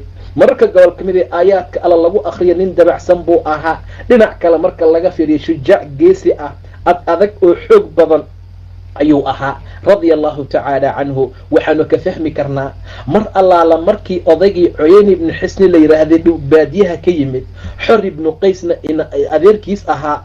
xor wuxuu u shaqaynahayey cumar oo baarlamaankii majliska cumar buu ku jiray. ninkaa awow adeerkii ahaa baadiye ka yimid oo yidhi xorow adaa amiirulmu'miniin agtiisa weji ku lehe waxaad iiga soo dalabtaa fasax inaan u galaan markaan rabaa. mar allaale markuu sidaa yidhi oo fasaxii loo soo qaaday cumarna wuu ka ogolaaday inuu usoo galo, waayo xor wuxuu ka mid ahaa qura'da xufaadee qur'aanka yaqaana. cumar ibn khadaabna shaqo ma siin jirin ilaa qofkii inuu xaafidulqur'aan yahay maahane. majaalista goobaha la fadhiisto cumar baarlamaankiis waxaa ka shaqayn jiray nimanka xufaada, ama yaryar ha ahaadaano ama waaweyn ha ahaadaano. odaygii mar allaala markii loo soo fasaxay amiirulmu'miniinkii cumar inuu usoo galo, albaabkan uu saa uga soo galay, hadalkii ugu horreeyuu ku hadlay hanjabaad buu ahaa. hay buu yidhi, waa tahdiid, waa hanjabayaa. yabna alkhadaab cadaalad naguma xukuntid oo caadil ma tihid, nin fiican ma tihid, garsoore ma tihid, wax fiican nama siisid. in badan buu aflagaadeeyey amiirka mu'miniinta hortiisa asagoo taagan, ilaa cumar xanaaqay, ilaa cumar kala badbatay, ilaa cumar uu damcay inuu odayga garaacu canaanto. waay canaan buu u baahan yahay odaygee. xaaladda markay meeshaa maraysay, xorna uu arkoo meesha taagan yahay, cumar xaaladda ay ka taagan tahay meel halisa inay tahay, ayuu yidhi yaa amiira almu'miniin ina allaha tacaala qaala linabiyihi khudi alcafwa waamur bilcurf waacrid cani iljaahiliin. khudi alcafwa, cafinta qaado, dadkana macruufkii wanaagga amar, jaahiliintana isaga jeeso. wa ina haadaa min aljaahiliin, midkan jaahiliintuu ka mid yahay. kan aad u jeeday adeerkay waa jaahil, midkaasaan kula hadlay waa jaahil. nebi moxamedna waxaa lagu yidhi khudi alcafwa waamur bilcurf waacrid cani iljaahiliin. jaahiliinta wallaahi cumar markuu xor aayaddaa ku akhriyey isla markii wuu istaagay. qadabkii waa ka degay, caradii way ka dhammaatay, xanaaqii waa ka degay, waayo cumar wuxuu ahaa mid ku istaagid badan oo mar walba dul istaaga xuduudda allah subxaana wa tacaala. aayad allah haddii loo akhriyo wuu istaagi jiray, aayad ilaahay haddii loo akhriyo ma xadgudbi jirin. waqaaf ayuu ahaa mid taagnaasho badan cumar xuduudda ilaahay. habeenada ka mid ah nebi moxamed habeenkii la isreeyey ama micraajka lagu sameeyey ama riyada lagu tusay ayaa waxaa dhacday in rasuulka sal allau alayh wasalam uu yiri markii aan baxay oo aan tegay mataqaanaa habeenkii waxaa lay tusiyey jannadii iyo naartii. meelaha aan soo arkay waxaa ka mid ahaa jannada anoo saa usii socdaa waxaan ku arkay finaheedii banaankeeda gabar xural cayn ah oo aad iyo aad u qurux badan meeshana ku weysaysanaysa. liman baan idhi buu yidhi yaa iskale gabadhaan. waxaa laygu yidhi buu yidhi cumar ibn alkhadaab ayay u sugnaatay radia allahu tacaala canhu. rasuulku waxaan damcay buu yidhi inaan intaan sii dhaqaaqo qowlada jannada uu leeyahay cumar aan sii galo oo aan u soo eega hadday waxyaabo kale iyo gabdho kale meeshay markaa ugu jiraan. markaan cabbaar tallaabo qaadoon sii socday ayaa waxaan xasuustay kheyradii cumar. aad buu hanaaso badnaa, aad buu u masayr badnaa, aad buu mataqaanaa u hanaaso badnaa cumar radia allahu canhu. markaasaa waxaan ka baqay buu dhahay nebiga haddii aan galo oo aan meesha waxyaabo kale ugu jira aan damc inaan soo eego oon usoo fiiriyo inuu cumar iqabsado masiirkiisaan ka baqay. oo dha maxaa kuu geeyey dumarkeyga. kadibna dib baan isaga soo laabtay buu yidhi. subaxii markii la gaaro rasuulka uga sheekeeyey cumar dhacdadii wixii markaa dhacay. wuxuu uga sheekeeyey wixii uu soo arkay. wuxuu uga sheekeeyey inuu damacsanaa inuu baxuu usoo eega hadday meesha wax kale ugu jiraan. wuxuu uga sheekeeyey inuu soo xasuustay kiiradii. fabakaa cumar wuu ooyey radia allahu tacaala canhu. cumar waa ooyey. cumar wuxuu la ooyey rasuulkii ilaahayo maadaan kaa masayra alla intaad tagto oo aad baxdo oo aad soo fiiriso maxaad iigu soo eegi weysay waxyaabaha kale ee meesha markaa iigu jira. waxyaabaha kale meesha ku jira maxaa dhaca rasuulkii allo in loo soo eego ayuu aad iyo aad markaa u jeclaa cumar ninka lagu magacaabo radia allahu tacaala canhu. intaa kadib walaalayaal cumar asagoo sidaa ah oo saa u halgamaya, diinta islaamka aad ugu dadaalaya, khayrkii iyo wanaagga ku socdee badinaya, xaaladiisu ay heerkaa gaarsiisan tahay ayaa markii dambe waxaa la gaaray rasuulkii uu jeclaa inuu adduunku faaruqo. waataa aan soo tilmaanay cumar ishanan waayey, waataan soo tilmaano cumar uu iscelin waayey, waataan soo tilmaano cumar uu aad iyo aad u kurbooday. wuu yidhi nebi moxamedaa dhintayaan la dhihin, war qofkii dhaha qoortaasaan ka goyna, war qofkii dhaha saasay xaaladiisu tahay. laakiin markii aayaddii la akhriyey abubakar uu akhriyey ayay arrintii xaqiiqo noqotay. arrintiibaa u xaqiiqowda u dhawowday. qof kastoo meesha joogana aayaddii buu akhriyay, markaasuu meesha ka tegey. wuxuuna ogaaday inuu nebi moxamed dhintay. waxaad moodaa bay dhaheen saxaabadu inay maalintaa aayaddu soo degtay. waayo dahshi baa ku dhacay, wareer baa ku dhacay, waxaa ku dhacay waxyaabo fara badan. intaa kadib waa la kala dareeray, waana la kala baxay, waxaana la ogaaday arrintu inay xaqiiqo iyo arrin dhab ah markaa tahay. intaa kadib waxaa khilaafadii iyo maamulkii qabtay ninka lagu magacaabo abubakar radia allahu tacaala canhu ayaa ku wareegay khilaafadii markii uu ku wareegay abubakar waxaa dhacday dad fara badan inay dib uga ridoobeen islaamkii ayna ka laabteen. qole waxay cillad ka dhigtay inay yidhaahdeen anagu sakada maba dhiibaynaba. sababtu waxay tahay rasuulkaa dadka u ducayn lahaa, nebigii dadka u ducayn lahaa, marka sakada la geeyna wuu dhintay. qof kaloo hadda aan siinaynaa ma laha. sakadii markaa manciyeen wayna diideen. waayo ilaahay wuxuu yidhi bay dhaheen khud min amwaalihim sadaqatan tudahiruhum watuzakiihim biha wasalli calayhim ina salaataka sakanun lahum. ducadaadaa xasilooni iyo deganaan u ahee rasuulka allo u duceey oo yaa noo ducaynaya. dhinacaasay ka baxeen, qolo dhinkaasay aadeen, qolo waa wax yar baa islaamkii ku horo makii madiini taa'if markaa ah. abubakar wuxuu aad iyo aad u jeclaystay hawshii ugu weyneed ee uu qabtay noqotay in uu ku soo celiyo dadkaa ridoobay, riddadii inuu ka soo celiyo, idibdarada ay la yimaadeen inuu ka soo celiyo, waxyaabaha ay la yimaadeen in dib loogu soo celiyo. xaaladda noocaas ah ayuu tilmaamay.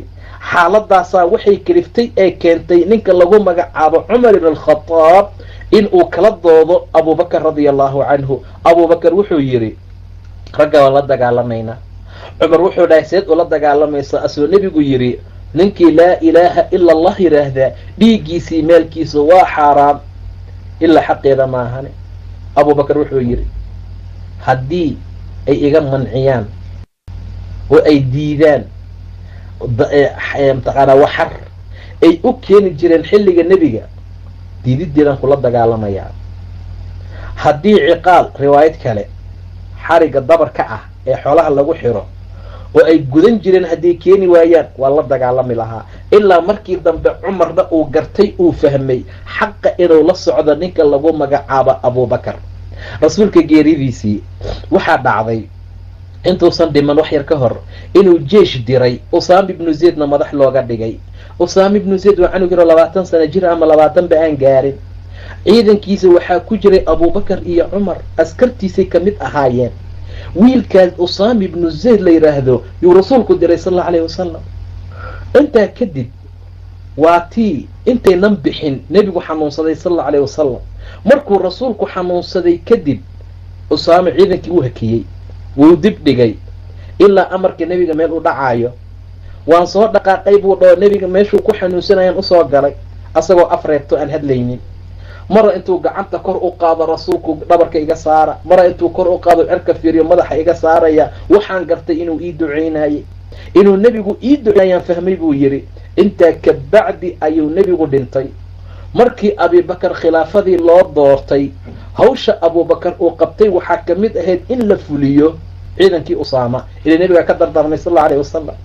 markiise abubakar hogaamintii uu qabtay, usaama wuxuu ka codsaday inuu cumar u reebo, cumar inuu bal u reebo bacdama asaga madax laga dhigay oo mustashaare iyo la taliye iyo hawsha uu markaa la qabto. usaamana wuu ka ogolaaday oo waa loo soo deeyey oo abubakar wuu u fasaxay inuu cumar markaa la joogo waa loo fasaxay.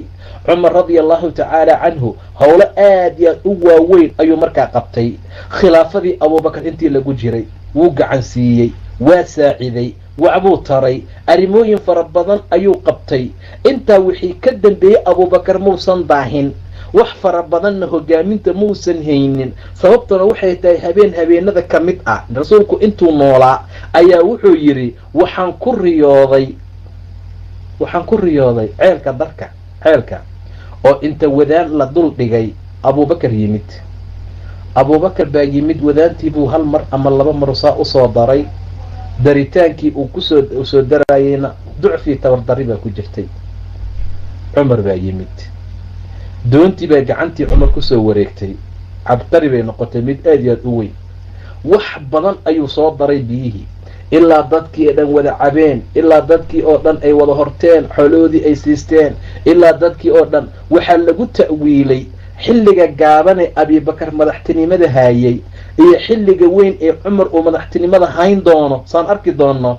intaa kabacdina waxa uu qaban doono ilaan cumar radia allahu tacaala canhu xilligiisa ayuu ahaa xilligii islaamku meel kasta uu gaaray, futuuxaad fara badan la helay, xaalad fara badan oo noocaasa. idan abubakar wakti yar oo 2 sano ah iyo bilooyin ayuu markaa hogaamintii iyo khilaafadii haayay. wuxuuna aad iyo aad ugu mashquulsanaa ninka lagu magacaabo abubakar dadkaa ridaway inuu soo celiyo, murtadiinta iyo dadkaa nebinimada sheegtay in dib loo soo celiyo, la edbiyo, la canaanto, waxooda ay yihiin la tusiyo. tiina waa ku guulaystay radia allahu tacaala canhu. abubakar baa dhintay. abubakar mar allaala markuu dhintay khilaafadii waxaa qabsaday ninka lagu magacaabo cumar radia allahu tacaala canhu. cumar ayay kusoo wareegtay, cumar ayaa hogaamintii gacanta ku dhigay. cumar si layaab leh ayuu wax u qabtay. cadaaladda maalintaa dhacda ee cumar hogaaminta uu qabtay waxay noqotay cadaalad laga sheekeeyo, taariikhduna markaa gasho. cumar mar allaala markuu saa u qabsaday hogaamintii, madaxtinimadii uu markaa ku wareegay, abubakar ninka lagu magacaabo markuu hogaaminta haayay waxaa abaanduula ciidanka u ahaan jiray khaalid ibni waliid radia allahu tacaala canhu. laakiin mar allaala markay cumar kusoo wareegtay, cumar wuxuu aad u jeclaa ninka lagu magacaabo abu cubaydata caamir ibnu ljaraax. abu cubayda nin qiimo badan buu ahaa. abu cubayda amiinu haadihi lumma lagu magacaabi jiray.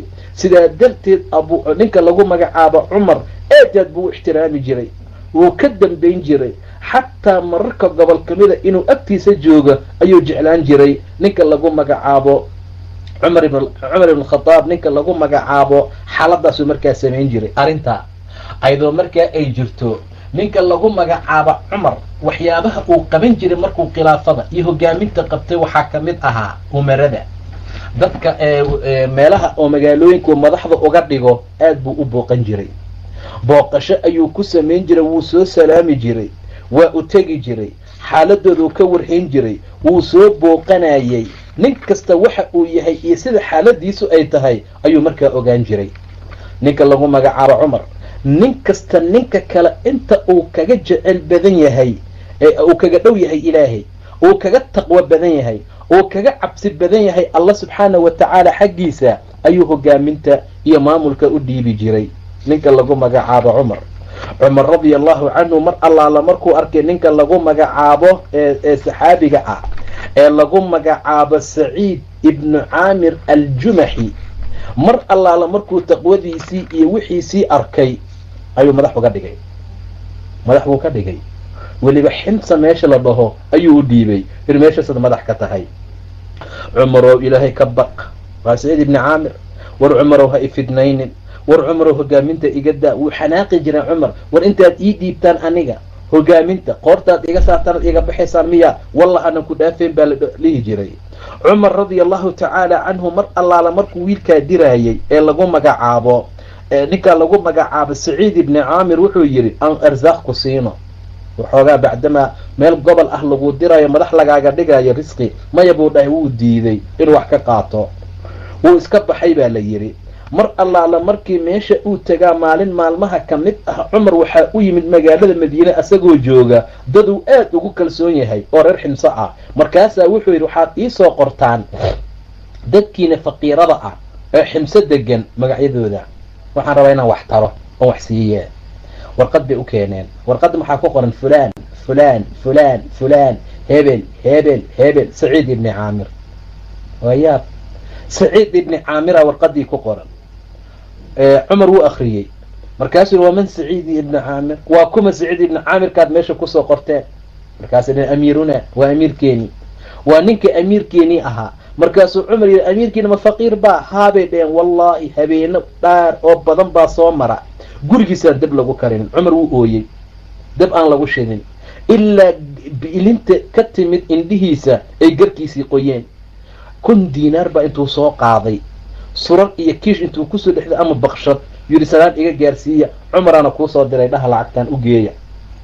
cumaraa kuusoo diray dhaha. cumar nin cajiib badan buu ahaa, nin aad iyo aad aan la heli karin buu ahaa. wuxuu yidhi u geeya 1,000 diinaar, una sheega ha ku kaalmaysto qadada xaajaadkiisa. waa loo keenay saciid ibni caamir. mar allaala markuu saa u furay oo lacagtuu arkay, inaa lilahi wa inaa ilayhi raajicuun buu yidhi. waxaad moodaa musiibo inay markaa kusoo degtay. maxaa kugu dhacay? amiir mu'miniinkii miyaa dhintay? say xaaladu tahay?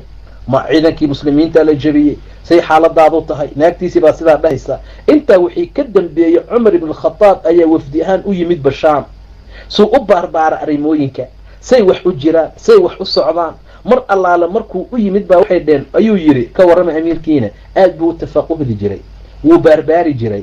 ninkaasaa madax ka dhigtee meesha loo dhiibay, keliya kuma joogsan jirin cumar radia allahu canhu, waa dabageli jiray, waa ogaan jiray raciyada, dadka madaxda loo yahay, kuwa madaxda ah, xaaladaasoo dhan wuu kala ogaana. war iiga warraba buu dhaa, ninkaan idiin soo diray. war nin fiican maahan bay dhaheen. ninkii saas ahaa yaa haddana laga dacwooday, bani aadamkiina uu dhib badan yahay. 4 waxyaabood ama 4 arrimooyinkiisii ka mid ah oo midba ta kale ay ka dhib badan tahay bay ku sheegeen. cumar radia allahu canhu iyo yeera buu dhahay, ayagana waa u wacay. 4tiiba wuu ka jawaabay. mar waxay dhaheen maalintii nooma soo baxo, hal maalin nooma soo baxo. mar waxay dhaheen habeenkii dadka ma qaabilo. mar waxay dhaheen subaxii xadiiska ma furo mataqaana xafiiska dhaqso. mar waxay dhaheen suu u fadhiya wuu suuxayaa, mararka gobol ka mid ah. intii wuu ka jawaabay. war anigu ciyo uma soo baxee malihi buu yidhi, shaqaale cajiinkan ilmaha u qasaa, waa qamiirtaa, waa sugaa, cajeeradan u dubaa, intaa kadib baan usoo baxaa markii maalinta kor noqoto. habeenkii qof aan la hadla male. waa run, maalintii oo dhan bay ayagu haystaanon u shaqeeya, habeenkii allaan siiyaa subxaana wa tacaala. waxay dhaheen mataqaanaa hal maalin ayuu bishii maqnaadaa, halka maalin hal qamiisaan qabaa buu yiri, halka qamiis baan dhaqdaa bishiiba hal mar. xataa markuu qalalo yaan usoo baxaa galabtii. marka aan miir daboolmayana saxaabi asxaabta nebiga kamid ahaa maalin la dilay buu yiri oo aanan u gargaarin. taa markaan soo xasuustaa waxaan ka baqa inay musiibo igu dhacdo. almuhim cumar radia allahu canhu nin saasoo kale ayuu ahaa. intii madaxtinimada cumar uu haystay ummaddu aad aad bay u liibaaneen, khayr fara badan baa la gaaray, ilaa subxaana wa tacala agtiisa sharaf iyo qiimaa laga gaaray. cumar hogaaminta maamulkuu hayaa, asagaa amiir mu'miniin ah maanta. wuxuu samaynayaa waxyaabaha ugu qiimaha badan ee racyo loo sameeyo. maalin buu ooyey cumar radia allahu canhu, asagoo ooynaya maxaa kugu dhaco la oysay, maxay xaalada u tahay? dhagxaanta madiina daadsan buu yiri, awrta iyo ratiyaalka maraya ee kukufayan ka ooynaya, way anaa lay qabsanaa maalinta qiyaamo, ilan anaa maamulka islaamka maanta haaya. xaaladaasuu cumar ahaa intuu hogaaminta haayay. waxyaabihii uu sameeyey wax aad iyo aad u weyn bay ahaayeen ilaa laga gaaro heerkii dhimashada. cumar xilligiisa ayaa futuuxaadkii faraha badnaa ay dhaceen. waxaa dhacay futuuxaad aad iyo aad u fara badan. waxaa dhacay futuuxaad ama furashooyin aad iyo aad u fara badan. markay muslimiinta saa ugala mubaayacoodeen, shaam ayuu furtay, masar ayuu furtay, wuxuu furtay meelo fara badan. dagaalo aad iyo aad u waaweynna markaa way dhaceen xilligiisa. ninka lagu magacaabo abu cubayda mar allaala markuu ka dhigay abaanduule, futuuxaad fara badan ayaa la helay, ilaa abu cubayda uu aad iyo aad u jeclaa ninka lagu magacaaba cumar. abaa cubayda meeshii uu deganaa ee shaam ahayd ayaa daacuun ka dhacay. markii daacuunkii ka dhacay ayaa warqad uu u soo qoray cumar ibn alkhadaab abu cubayda ee uu leeyahay, warqadaydan hadday kuu timaado, galab hadday kuu timaadana ha waa berisanin ilaa gaadiidka dhabarkiisa maahane. subax hadday kuu timaadana ha galabaysanin ilaa gaadiidka dhabarkiisa maahane. dhaqsa ku soo bax buu ula jeedaa, si dhaqsaa ku soo bax abu cubaydow. warqadaydan hadday kuu timaado ha dayarsanin, warqadaydan hadday kuu timaado subaxna galab ha gaarin, hadday galab kuu timaadona subax ha gaarin. abu cubayda wuu gartay, wuu fahmay ujeeddada cumar uu wato radia allahu canhu. waxaa dhacday inuu warqad u soo qoray ee uu yidhi, cumarow aad iyo aad baad u mahadsan tahay, waana gartay ujeeddadaada. wax aan ka haraynin oo aan ka baaqi noqonaynonan ka haraynin yaad rabtaa inaad iga reebto. daacuunkii dadka waa shafayaa, meydkii waa fara badan yahay, dad fara badan baa dhimanaya, wasalaamun calayku ugu soo qoray. cumar mar allaala markii uu akhriyay warqadii abu cubayda wuu gartay inuu ninkaa dhimanayo. kadibna waa ooyey. maxaad la ooysay? ma abu cubaydaa dhintaa lagu yidhi? maya buu yidhi, laakiin washak buu u taagan yahay oo qarkuu u saaran yahay geeri. abu cubayda daacuunkiibaa asiibay, meeshaasuuna markaa ku geeriyooday radia allahu tacaala canhu. cumar ninka lagu magacaabo aad iyo aad ayuu wax taray. wuxuu noqday namuudij la fiirsado, xukunka looga daydo, mas-uuliyadda sidii loogu talagalay ayuu uga soo baxay radia allahu canhu. miithaal ayuu noqday naadir ah xagga suhdiga iyo warcigii tawaaduca dadka. in badan ayuu dareemi jiray cumar mas-uuliyadda culayskeeda iyo qutuurada ay markaa leedahay, ilaa uu ahaa cumar radia allahu canhu mid habeenkii soo baxa asagoo tafaqudhaya oo baarbaaraya muslimiinta axwaalahooda. xaajaadka raciyada ay u baahan yihin buu ogaanayuu fiirinayay. ammaanadaa alla ee loo dhiibay ee dadka ammaanada looga dhigay ayuu rabay inuu si fiican uga qayb qaato. qisooyin fara badan baa dhacay xilligiisa markuu habeenkii wareegayay. qisadan baa ugu horaysaa, waa qiso cajiib badan. waxay ahayd baa la yidhi wakti uu ahaa xilli ay hurdayaan magaalada madiina dadkeeda, yaa qiimad iyo teendho u soo baxday asoo saa u wareegaya cumar. wuxuu ka maqlay aniin qof dhahaya oo weliba dumar ah, qof taahaya, qof iinlaynaya, qof xanuunsan oo kale. markuu u soo dhowaaday teendhadii ayaa wuxuu arkay nin qaacid ah oo fadhiya teendhada agteeda. wuu salaamay, qabarkiisuuna weydiiyey, war maxaad ahayd? wuxuu ogaaday cumar ninkan inuu baadiye ka yimid, naagtiisana ay la socoto, foolna ay qabatay. ininta iyo teeha baxaaya iyo iidaas naagtiisoo foolanaysa inay markaa ahayd. qof u jooga oo agtooda saaciday inuusan markaa jirin. allahu akbar. madaxweyne, hogaamiye lagu dayduu ahaa radia allahu tacaala canhu. cumar wuu soo laabtay isla markii, wuxuu soo aaday gurigiisii. mar allaala markuu gurigiisii yimid ayaa naagtii wuxuu ku yidhi, xaaskiisii cumar waaye, umu kaltuum binti cali. umu kaltuum binti cali baa la dhihi jiray, cali bni abi aalib gabadhiisii uu guursaday ee imtiqaanaa ayay ahayde. intuu u yimid ayaa wuxuu ku yidhi, ma rabtaa ajir oo ma kuu kaxeeyaa ilaahay subxaana wa tacaala agtiisa ajir inaad ka qaadato? gabadhii waxay tiri, wamaahu, maxaa dhacay cumarow? wuxuu yidhi, naag musaafirad ah yaa fool qabatay, qof la joogana markaa ma laha. haabay tiri, nacam in shi't, haddaad doonto waan saacidi. waysi soo raaceen, waxay soo qaadatay wax allaala wixii loo baahnaa oo subag ah, oo boorash ah, oo tacaam umuli ay cunto ah. gabadhii ayay u soo gashay. cumar wuu baxay radia allahu canhu, qoryuu soo aruuriyey. mar allaala markuu qoryihii soo aruuriyey uu meel isku keenay yuu dab ku shiday.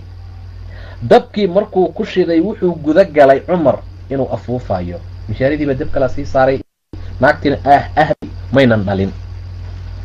wuu afuufayaa marka, garkiisii iyo wejigiisiibaa dambastii iyo qaacii iyo wixii o dhan markaa ku aruuraya. ninkii waa yaaban yahay, ma yaqaana ninkan hawsha u qabtay, ninkan hawsha u haya ee soo aruuriyey qoryaha oo mishaaryada dabka saaray ee waxyaabaha afuufaya iyo gabadhan xaaskiisii u gashay, ma yaqaana arrintooda.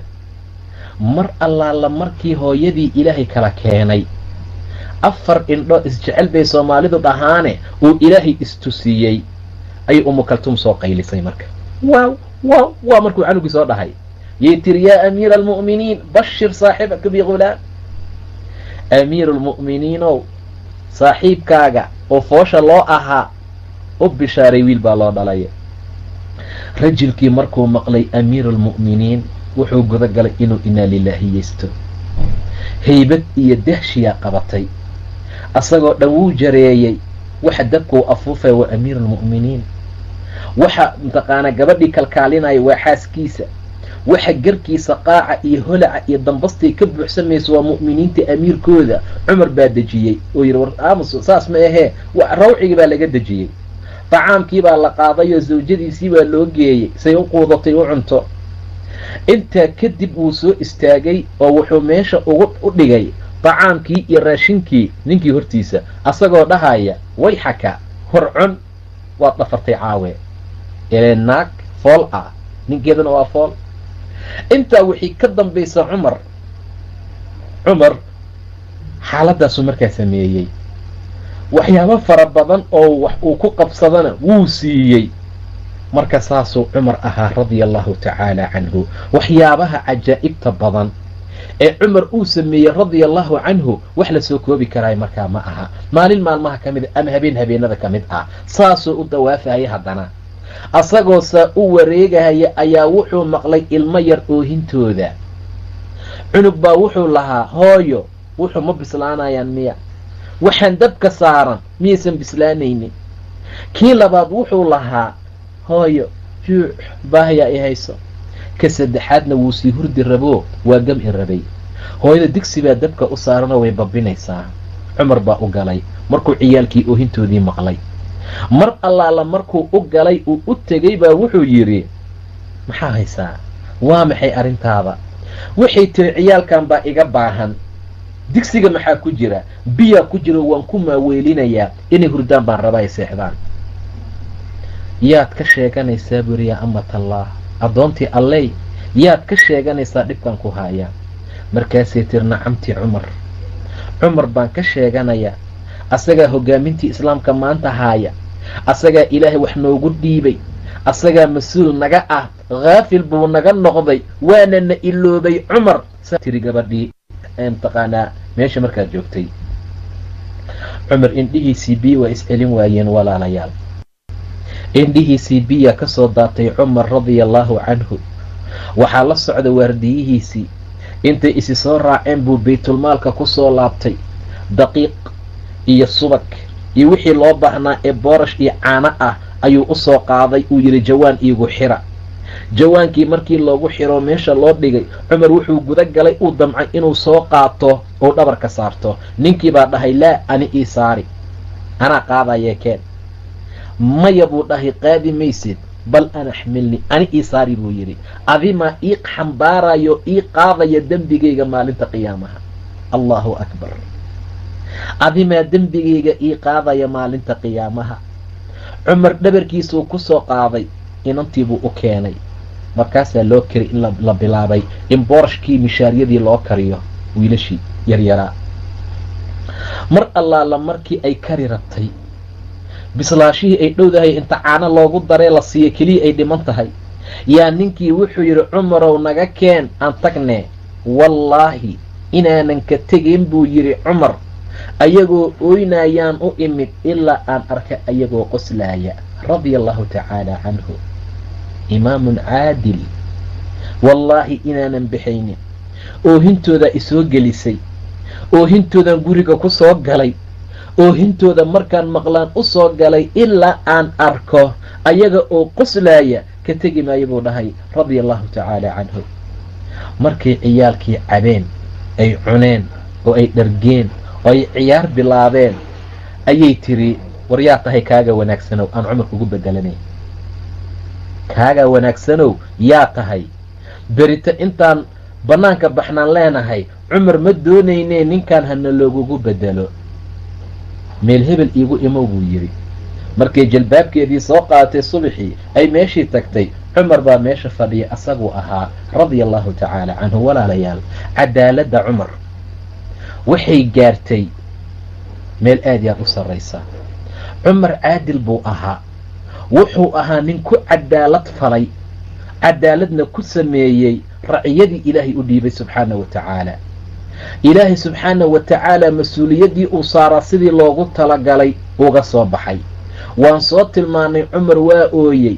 maxaa kaa ooyinaya baa la yidhi, baqasha ku turunturoota furaad buu yidhi, anaa lay qabsanayaa amaama allah, waayo aniga ayaa ah hogaamiyaha islaamka maanta. haddii waddada aanan ka fogaynin dhagxaantii waxyaabaha meesha markaa ku yaala, bani aadamkii in la inqiyaadiyey, muslimiintii in la dharjiyey, in wax kastoo dhibaataa lagala difaacay, yaa xoolihii xayawaankii loo dagaalamayaa. waa islaamka haybadiisa iyo wanaagiisa iyo sida xaaladdu markaa ay tahay. cumar radia allahu canhu aad baa looga baqi jiray.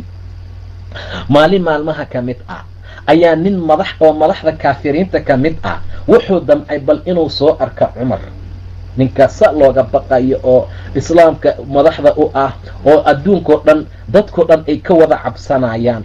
dahab baa u xiran, xariir baa u xiran, ushiisu waa dahab, kabihiisu waa dahab, asagoo dhan waardiyaal baa dhinacyada ka taagan. magaalada madiinuu soo galay. aaway cumar radia allahu canhu, gurigiisii baa laga fiiriyey, waa laga waayey.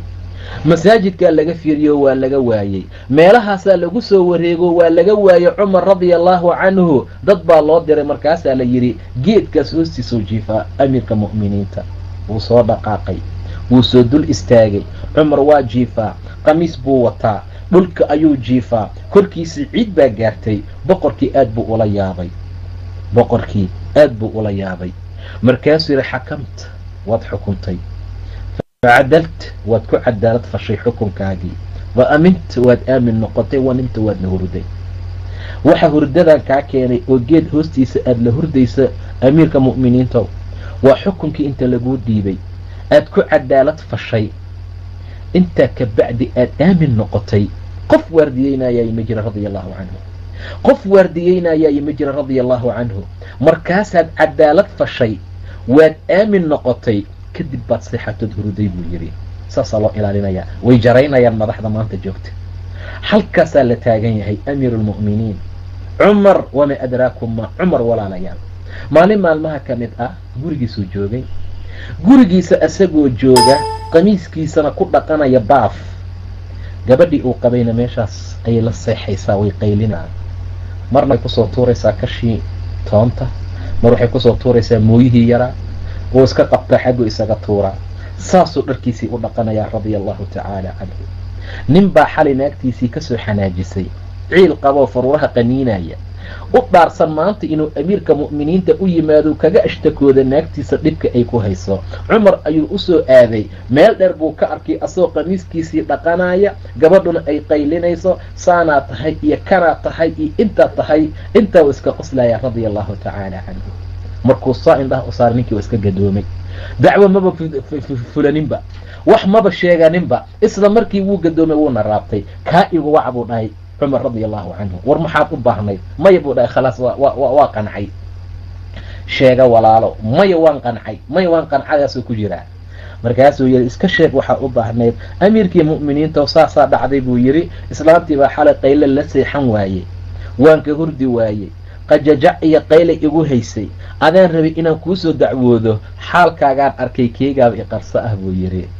yaa akhii buu yidhi, walaalow waa dumar, waa daciif, waxay haayaan dhowr dab. inaan mid kale ugu sii darno maehe, waa inaan u dulqaadano. shahwadeenii ayagaa haaya kuleylkeeda, dabka kuleylkiisa ayagaa ku jira, carruurta kuleylkooda ayagaa haaya. xayd baa ku dhacayo, waa xilliga ay madaxa dhulka ku riixayaan. isaga sabar oo u dulqaado akhii, sabar oo u dulqaado. cumar radia allahu tacaala canhu. cumar waa nin aad iyo aada muujiso ah walaalayaal. waa tusaale fariid ah. ma dhicin sida uu wax u maamulay iyo sida uu cadaalad u sameeyey iyo sida ilaahay uu waafajiyey subxaana wa tacaala iyo sida ilaah subxaana wa tacaala ummadda ay ugu dirsadeen xukunkii cadaaladda markuu markaa ku jiray. maalin habeenada ka mid ah ama maalin maalmaha ka mid ah, asagoo socda oo magaalada socda, ninkii taawus ahaana uu la socda ama waardiyihiisii, yaa islaan dhul ku tukubaysee cajuuso ah yay tiri cumar qif istaag. waa madaxweyne, waa hogaamiyii islaamka, waxaan dhihi karnaa waa adduunka hogaamiyihiisii. saa darteed istaag bay tiri, cajuusa waaye, ma awoodi karta inay socoto, ul bay ku tukubaysaa. way istaajisay. yaa cumar ittaqi illaah, cumarow ilaahay ka baq bay tiri. joog cumar, ilaahay ka cabso. shalay cumayr baa lagu dhihi jiray, cumar yarow. cumayr waa cumar yarow. suuqa cokaad baad ciyaalka ushaada kula cerceersan jirtay. wax yar baad kobacday oo cumar baad noqotay intaad weynaatay. maantana mu'miniinta ayaad amiir u tahay. cumar ilaahay ka cabso, cumar raciyada ilaali, cumarow xaqa ku soco, cumarow cadaalad noqo. madaxuu hoos aadinayaa, saasuu hoos u aadinayaa, hoosuu fiirinayaa. hadalkiibay ku badisay, hadalkiibay ku dheeraysay. cumar saakit waa aamusan yahay. waxaad moodaa madaxiisa inay shimbir saaran tahay radia allahu tacaala canhu. walaalayaal, cajuusa waaye, islaam waayeel ah waaye, ul bay ku tukubaysaa. cumar bay wadada bartamihiisa istaajisay, way istaagsan tahay. naa ka jooji buu yidhi hadalka amiirka mu'miniinta. daa buu yidhi ha hadashee daa. markay ka dharagtay waxay u baahneed ay kala hadashay, uu saakid yahay, uu aamusan yahay, madaxiisa uu hoosaas u fiirinaayo, iyo markii dambe ka tagtay. cumarna waa soo dhaqaaqay. hooy buu yidhi, ma taqaanaa gabadha ila hadlaysay? islaantan ma taqaanaa? horta waa khawlata binti thaclaba. khawlah binti thaclaba allatii samica allahu qawlahaa min fawqi 7 samaawaat. waa gabadhii ilaahay hadalkeeda uu ka maqlay 7 samo korkooda. qad samica allahu qawla alatii tujaadiluka fii zawjiha watashtaki ila allah wallahu yasmacu taxaawurukuma in allaha samiicun basiir. ilaahii 7 samo korkooda kasoo maqlay qowlkeedii waayo. gabadhan gabadh sahlan ma aha. warduqdan ha yasin. wallaahi haddii ay hadalka igu sii wadi lahayd meeshaasaan taagnaa laan lahaa buu yidhi ilaa ay xaajadeeda iga dhammaysato, ilaa in salaad inta laygu aqimo aan baxon soo tukadoon usoo laabto haddana maahane. haddaysan iga inqilaaci lahaynay iga siibmi lahaynay iga tegi lahayn anna meeshaasaan taagnaan lahaa. warseen uu maqli waayey hadalkeedan u dhegaysan waayey, ilahay baa hadalkeeda dhegaystay subxaana wa tacaala. 7 samo korkooda ayuu ilaahay hadalkeeda ka maqlay subxaana wa tacaala. iyada iyo ninkeeda ayaa wax dhex maray, ninkeedii baa dihaaray.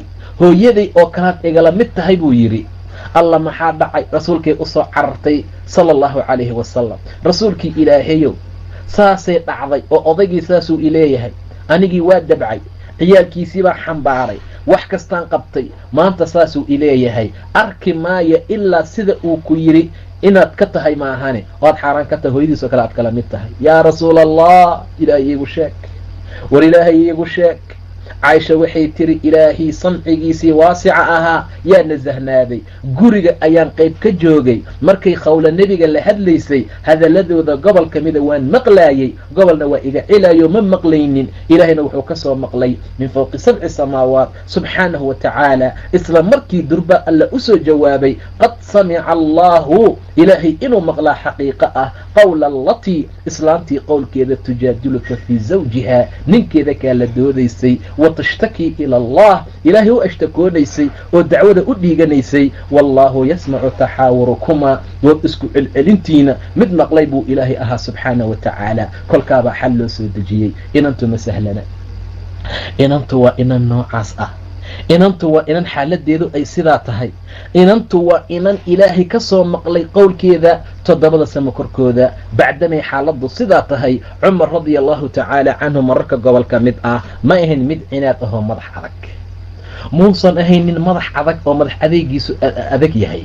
mar allaala marka aayaadka ilaahay iyo nusuusta laga helo waa istaagi jiray. horaan usoo tilmaanay, ninbaa intuu ka xanaajiyey asagoo damacsan inuu garaaco ee uu tumo ee dhibaato uu gaarsiiyo, yaa ilaahay subxaanahu wa tacaala aayadihiisi la xasuusiyey, khud ilcaf waamur bilcurf waacrid can iljaahiliin. maalin buu mimbarka istaagay.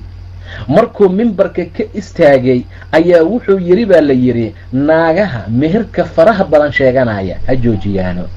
naag 500 oo dirham ka badan lagu mehrin karaayo ma jirto, sida xaasaska nebiga gobolkood maahane. ma jirto tu kaloo lagu mehrin karo. naag ka badin kartaanina ma laha. haddii ay dhacdo inay ka badisana tallaabaa laga qaadi doonaa. gabar yar oo 18 jir ah masaajidka gadaal fadhisaa farta taagtay, tiriya amiir almu'miniin maxaad ka wadaa? ilaahay ma noo fasaxayaa in allaala intaan doonno inaan meher ka dhigan karno? adigana ma noo xadidaysaa? waaataytum ixdaahunna qintaaran, mid idinka ka mid ah gabadhii aad siiseen qintaar buu yidhi ilaa subxaana wa tacaala, waa 1 diinaar. qintaar waa lacag fara badan. sidaa darteed ayaa ilaahayna noo xadidin ee uuna yidhi qintaar iyo xoolo fara badan meer looga dhigo. adigana ma 500 baad noo gooynaysaa? tubtu ila allah buu yidhi, ilaahay baan usoo laabtay cumar, ilaahay ayaan u tawba keenay, ilaahay ayaan usoo rujuucay, ilaahay ayaan usoo laabtay. gabadhaasa xaqa ku taagan, anigana waan qaldamay, raali ha layga ahaado. radia allahu tacaala canhu. waaladiina idaa dukiruu biaayaati rabbihim lam yakhiruu calayha suman wacumyaanan. cumar nin halyey ah buu ahaa walaalayaal. cumar nin raciyada jecel buu ahaa radia allahu tacaala canhu. cumar taariikhdiisa waa shay aad iyo aad u cajiib badan walaalayaal. adduunku baahi buu u qabaa maanta cumar oo kale inuu yimaado. haddii cumar loo soo celin lahaa xikmadda rabbi keeni lahaydna aad iyo aad bay u fiicnaan lahayd.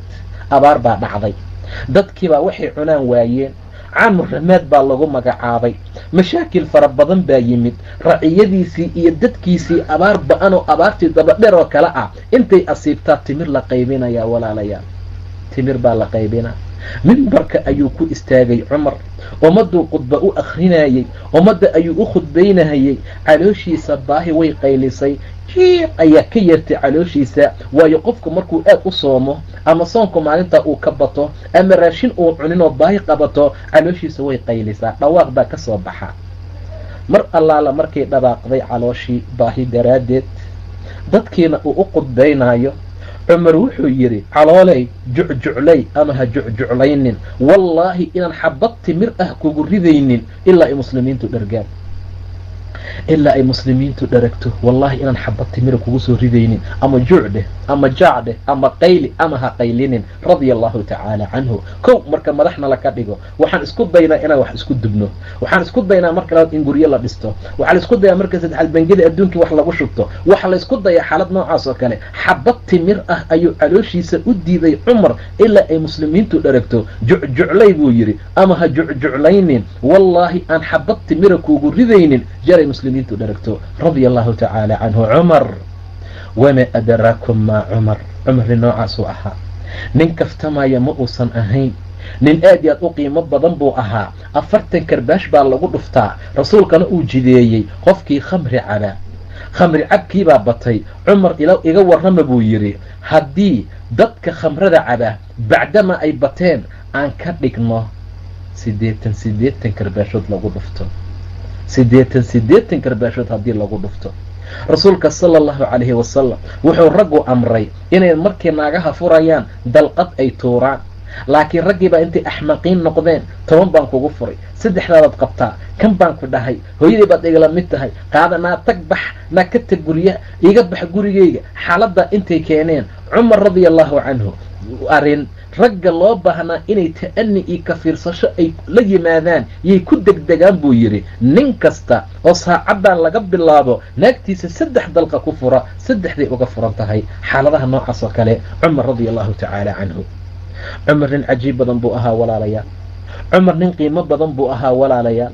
cumar alfaaruuq wuxuu ahaa nin ilaahay subxaana wa tacaala ku manaystay shujacnimii geesinimo, wuxuu ku manaystay ilaah subxaana wa tacaala diracnimo, wuxuu ku manaystay war iyo xalaal miradnimo, wuxuu ku manaystay xukun toosnaan, wuxuu ku manaystay cibaado diin alleh oo lagu dhaqmo oo lagu camal falo radia allahu tacaala canhu.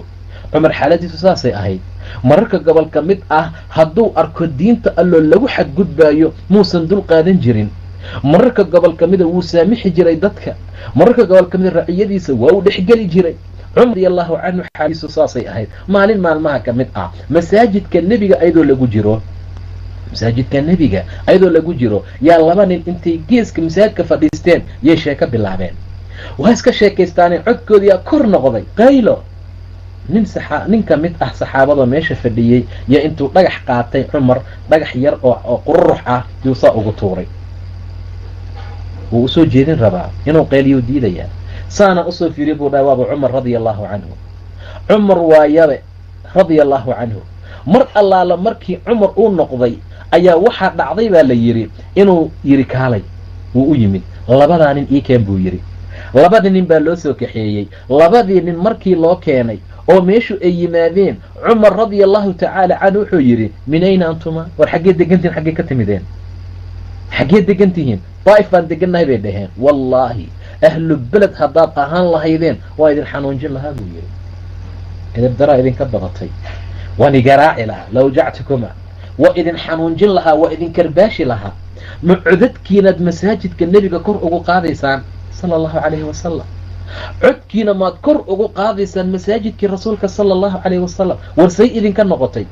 war xaaladiina waase ma codkiinaad kor ugu qaadaysaan beydka nebiga sala allahu calayhi wasalam? masaajidkii nebigee shariifka ahaa yaad codkiina kor ugu qaadaysaan miya? say idinka dhacday? haddii waxaad ku badbaadeen inaad noqoteen dad magaalada aan deganayn, reer daa'if aad noqoteen. wallaahi haddii reer madiine aad ahaan lahaydeen, haddii aad noqon lahaydeen kuwa magaalada degan, waani garaaci lahaa buu yidhi. waani garaaci lahaa oo waxaa dhici lahayd buu yidhi inaan idin xanuunjin lahaa, waa idin xanuunjin lahaa, xaaladaasaan idin samayn lahaa, laakiin dib damba ha ugu noqonina. cumar radia allahu tacaala canhu raciyadii aad iyo aad buu ugu dadaalay. cumar radia allahu tacaala qof aad iyo aad u qiimo badan buu ahaa. sharaf iyo wanaag buu ilaahay siiye, qiimana ilaahay waa ku manaystay subxaanahu wa tacaala. bacdamay arrintu sidaa ay tahay, cumar futuuxaadkaa faraha badanna uu ilaahay sabab uga dhigay, islaamkii meel kasta uu ku fidayo markaa faafayuu gaarayo, in badan buu aad u jeclaa, tamanin jiray inuu shahaada ku dhinto, inuu ilaahay shahiid ka dhigo. cumar wuxuu tamanin jiray shahiid, ilaahay jidkiisa uu ku shahiido. rabbina wuu ka baryi jiray inuu darajada sharaftaa shahiidnimada uu gaarsiiyo, laakiin wuxuu ohan jiray allaahuma arzuqnii shahaadata في سبيلك واجعل موتي في بلد رسولك. الله أكبر. اللهم ارزقني شهادة. إله شهادة إيقو أرزق. إله شهيد إيقاتك وجدك أكو شهيدا جيريدي إذا بلد كالنبي كاتك أدبلو لي يابي جري آد بيددك ولا تعجبي جريان هذا كعمر اسكوكها قبطا شهادنا هشام شهيد نمن أدكو دمتو بلد كالرسول كان أدكو شهيد ومعقول با من بحاي بلد كي كان جوغيا ما دقاقايو ماشي دان جوغيا إيوه waxaan rabaa shahiidnimo ma isqabataa? jawaabtu waa maya. wax isqabta ma aha, wax iskeeni karaa ma aha. sidaa darteed cumar radiallahu tacaala canhu aad buu alla uga baryi jiray shahaado in lagu arsuqo geeridiisana aan laga bixinin beledka rasuulka sala allahu calayhi wasalam. cumar asoo xaaladiisu ay sidaa tahay maalin maalmaha ka mid ah isagoo soo socda habeenimuu soo baxay. mar allaala markuu soo baxay masaajidka salaada subax inuu markaa soo tukado soo aaday. markuu masaajidka soo galay weli salaadii subax lama gaarin, dad hurdaayey waxbaa jiray, dadkii buu tootoosiyey radia allahu tacaala canhu.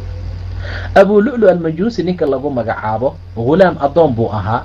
muqiira ibnu shucba ayaa lahaa. muqiira ibnu shucba ayuu sugnaaday. ninkaasaa intuu ciid u qabay cumar radia allahu canhu wuxuu u samaystay midi 3 af leh, 3 meel wax ka dishaa. taariikhda qaar labay tilmaamaysaa, 2 meel wax ka dishaa ayuu watay. hal bil ayaa wuxuu ku samaynayay afees, hal bilna sun buu dhex geliyey. hal bil oo kaamil ah yay sun ku dhex jirtay. abley buu watay ama midida 2 af wax ka dishaa. cumar radia allahu tacaala canhu wuu soo baxay, dadkii buu kiciyey. rajul wuxuu ahaa jahriyo aad u cod dheer cumar radia allahu canhu, aad buu codkiisii u dheeraa. mar allaala markii dadkii diyaar garoobeen oo salaadii xilligeedii la gaaray, abuu lu'lu almajuus wuxuu isku soo qariyey mugdiga habeenkii. mixraabka dhankiisa ayuuna soo galay, dhanka mixraabka ayuu usoo galay. asoo dhanka mixraabka saa ugu jiraa. cumarna radia allahu tacaala canhu intuu saa u galay salaadii, takbiirtii ixraamka uu ku dhuftayoo allahu akbar uu yidhi, abuu lu'lu wuxuu damcay inuu u soo baxo ee uu ku dhufto cumar midida. laakiin wuxuu is yidhi waa rakacadii koowaade, bal u kaadiyo u aayari ta labaad ha galee, ta labaad ha galo. cumar rakacadii koowaad buu dhameeyey radia allahu tacaala canhu, tii labaad buu istaagay. qolaa waxay tilmaameen rakacadii koowaadba inuu dhibaatada gaarsiiyey. habeenkaa wuxuu akrinayay suuratu yuusuf radia allahu tacaala canhu. qaala inamaa ashkuu bathii wa xuznii ila allah wa aclamu min allahi ma laa taclamuun. axaadiista qaar ba waxay tilmaameen suuratu naxli inuu akrinayay. say noqotaba inamaa ashkuu bathii wa xuznii ila allah. cabdullaahi ibnu cabbaas dadka gadaal ku tukanaya ku jiray buu yidhi wax aanu fahmay ma jiro ilaa qiraa'adii cumar oo go'day maahane radia allahu tacaala canhu. markuu saa u akrinayay oo aayaddaa uu gaaray, masaajidku waa mugdi, saa darteed si fiican oo bayaana dadkii loo kala arki maayo. intuu soo baxay ayuu 3 meel uga duray, tii weliba meeshaan xundhurta hoosteeda ahayd ayaa ugu dhib badnayd, xoog u geliyey. saasuu ugu jiiday, weliba saasuu ugu jiiday. markuu ka soo bixiyey cumar wuxuu yidhi aqatalanii am akalanii dhi'b, ma i dilay mase waraaba i cunay radia allahu tacaala canhu. abuu lu'lu dadka safkiiu saas usoo dhex maray, labada qofood ee dhinacyaalkiisa joogee saas uu usoo dhex marayo waxba ma dhaafin. 13 qofood inuu ku dilay yay taariikhdu qaar tilmaantaa. qaar way ka badiyaan, qaarna way ka yareeyaan. qof kastuu saas usoo dhex maro waa midi 2 af leh, markaasuu dhinacan iyo dhinacan dadku ay daateen.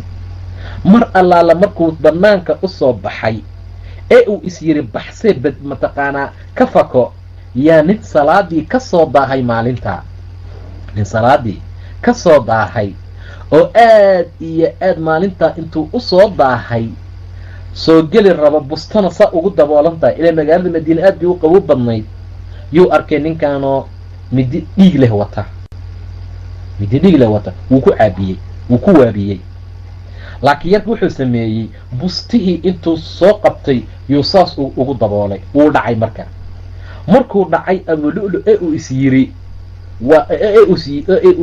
is yiri waa lagu qabtay naftiisuu dilay mididii uu watay ayuu isku dilay cumar intuusan dhiman asaa hortii dhintay cumar radia allahu canhu dhiiggii baa socda wuu istaagsanaan waayey waa mixraabkii nebiga sala allahu calayhi wasalam gacanta intuu gadaal saas usoo taagay yuu cabdiraxmaan ibni cawf oo ku aadanaa uu soo qabtay markaasuu meesha keenay cabdiraxmaan baa salaada intii dhineed dhamaystiray rakacadii kale radia allahu tacaala canhu oo si boobsiis ah cumar waa yaalaa wiilkiisii cabdullaahi bni cumar ayaa soo baxay wuxuu soo qaaday camaamad la damcay in lagu xiro dhiiggana markaa looga joojiyo cabdullaahi bni cumar wuxuu yidhi markaan damcay inaan ku xiro gacantayda waxaad moodaa inay calooshiisa sii gelayso cumar radia allahu tacaala canhu inay calooshiisa ay sii gelayso xoogga uu ugu duray darteed godka ay ka dhigtay midida darteed xsaabaa lagu sameeyey war ordaha soo fiiriya yaa idilay buu yidhi radia allahu tacaala canhu markaasaa la waxaa ku dilay abulu'lu almajuus ninka lagu magacaabo abulu'lu markii la yidhi ayuu yidhi alxamdu lilah ilaahay baa mahad iskale ilaahii dhimashadayda iyo duritaankayga aan sabab uga dhigin qof muslim ah radia allahu tacaala canhu qof muslim ah ma haboono qof muslima dhiiggiisa inuu daadiyo ilaahayaa mahad iskale majuusi iga dhigay buu yidhi ilaahay baa mahad iskale qof muslima uusan igu sababin radia allahu tacaala canhu cumar waa lasoo qaaday cumar muqshi miir dabool baa ku dhacay cumar waa lasoo qaaday gurigiisiyaa la keenay dadka gadaashiisay soo socdaan cali bn abi aalib wuu naxsan yahay wuu oynayaa xabsa binti cumar kasii daran waa lasoo qaaday cumar radia allahu tacaala canhu gurigiisiyaa markaa la keenay mar allaala marka gurigiisii sidaa loo keenay oo saa loo dhigay waa muqshi waa miir daboolan yahay raggii oo dhan meeshaasay taagan yihiin dumar ay la socoto xabsa radia allahu tacaala canhaa aabbaheed waayee yaa dhinacaas kale soo galay oo daaha saa u dhexaysa meeshaasay markaas meeshii ka oynayaan cumar wuu suuxsan yahay cumar wuu muuldaboolsan yahay saxaabadii meeshay fadhiyaan dadkii gobol ka mida meeshay fadhiyaan taabiciyiintii cumar saakid yaa amiira almu'miniin wuu aamusan yahay yaa cumar ibn alkhadaab waa shib wuu miir daboolan yahay way oynayaan dadkii qaaraa meeshaa fadhiya dumarkii intay fadhiyaan qaar baa oynaya ilaa qoraxda markay soo bixi rabtay ayuu indhaha soo kala qaaday radia allahu tacaala canhu cumar mar allaala markii ay qoraxdu soo bixi rabtay ama ay soo baxdayba yuu indhaha saa usoo kala qaaday halkaanuu fiiriyey dumar baa oynaya meeshaanuu fiiriyey rag baa wada fadhiya ma jirto maxaa meesha idin keenay maxaad la oynaysaan maxaa waaye dhiiggan iga socda dhiig baa daadanaya hadalka ugu horeeyey ee cumar uu ku hadlay wuxuu noqday uu ahaa asalaytum ma tukateen allahu akbar ma tukateen maxaa waaye dhiiggaan ma jirto maxaa meesha idin fadhiisiin ma jirto maxaad la oynaysiin male asalaytum ma tukateen qaaluu nacam ya amiira almu'miniin haa waa tukanay mu'miniinta amiirkeediyo qaala alxamdu lilah ilaahay aa mahad iskale ilaahay baa mahad iskale ilaahay ayaa mahad iska leh waayo dheef iyo nasiib kuma laha liman taraka asalaa qofka salaada ka taga nimankii salaada ka taga iyo dadka salaada ka taga dheef ay leeyihiin ma jirto dhiigaa socda jareexaa socotaa gacanta marka la geliyo calooshiisay gaaraysaa maxaa igu dhacay isbitaal ii qaada inta ii waxeeya kan ii waxeeya ma jiro ma tukateen waa hadalka ugu horeeyey ee cumar markuu indhaha kala qaaday afkiisa ka soo baxay radia allahu tacaala canhu war hooy ma tukateen salaadii ma tukateen waayo waxaa ugu dambaysay asagoo qur'aan akhrinayo ummadda dujinaya in uu qayliyey. waxa ugu dambaysay in la tooreeyeeyey oo midi caloosha laga geliyey asagoo salaadii u taagan. waxa ugu dambaysay miir asagoo cabdiraxmaan ibni cawf intuu soo qabanayo maxraabka soo gelinayo. waxa ugu dambaysay xaalad noocaas oo kale ah waa ku miir daboolmay. saasay xaaladiisu noqotay. arrintaa asagoo ku jira indhaha markuu soo kala qaaday maxaa idin fadhiisiiyey, war maxaa dhacay, mashaakilka jira maxaa waaye, ma jirto. salaadii buu ka fakerayaa, qalbigiisay ku jirtaa, way ku weyn tahay. ma tukateen salaadii. qaaluu nacam ya amiira almu'miniin qaala alxamdu lilah. ilaahay baa mahad iskale, waayo xad iyo dheef uu ku leeyahay iyo nasiib ma jira islaamka qofkii salaada ka taga. aabay cabdullaahi bni cumar, ya bna cumar ya cabdillaah labayka ya abi, biyo ii keen. hooyo biyo iiga soo qaat. cabdullaahi wuu baxay, wuxuu u keenay galaas biyo ah. wuxuu moodayay inuu cumar rabo inuu cabo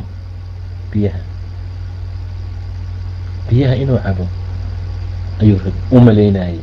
markuu galaaskii biyaha u keenay uu siiyuu yidhi aabe wax yar aan ku fadhiisiyo.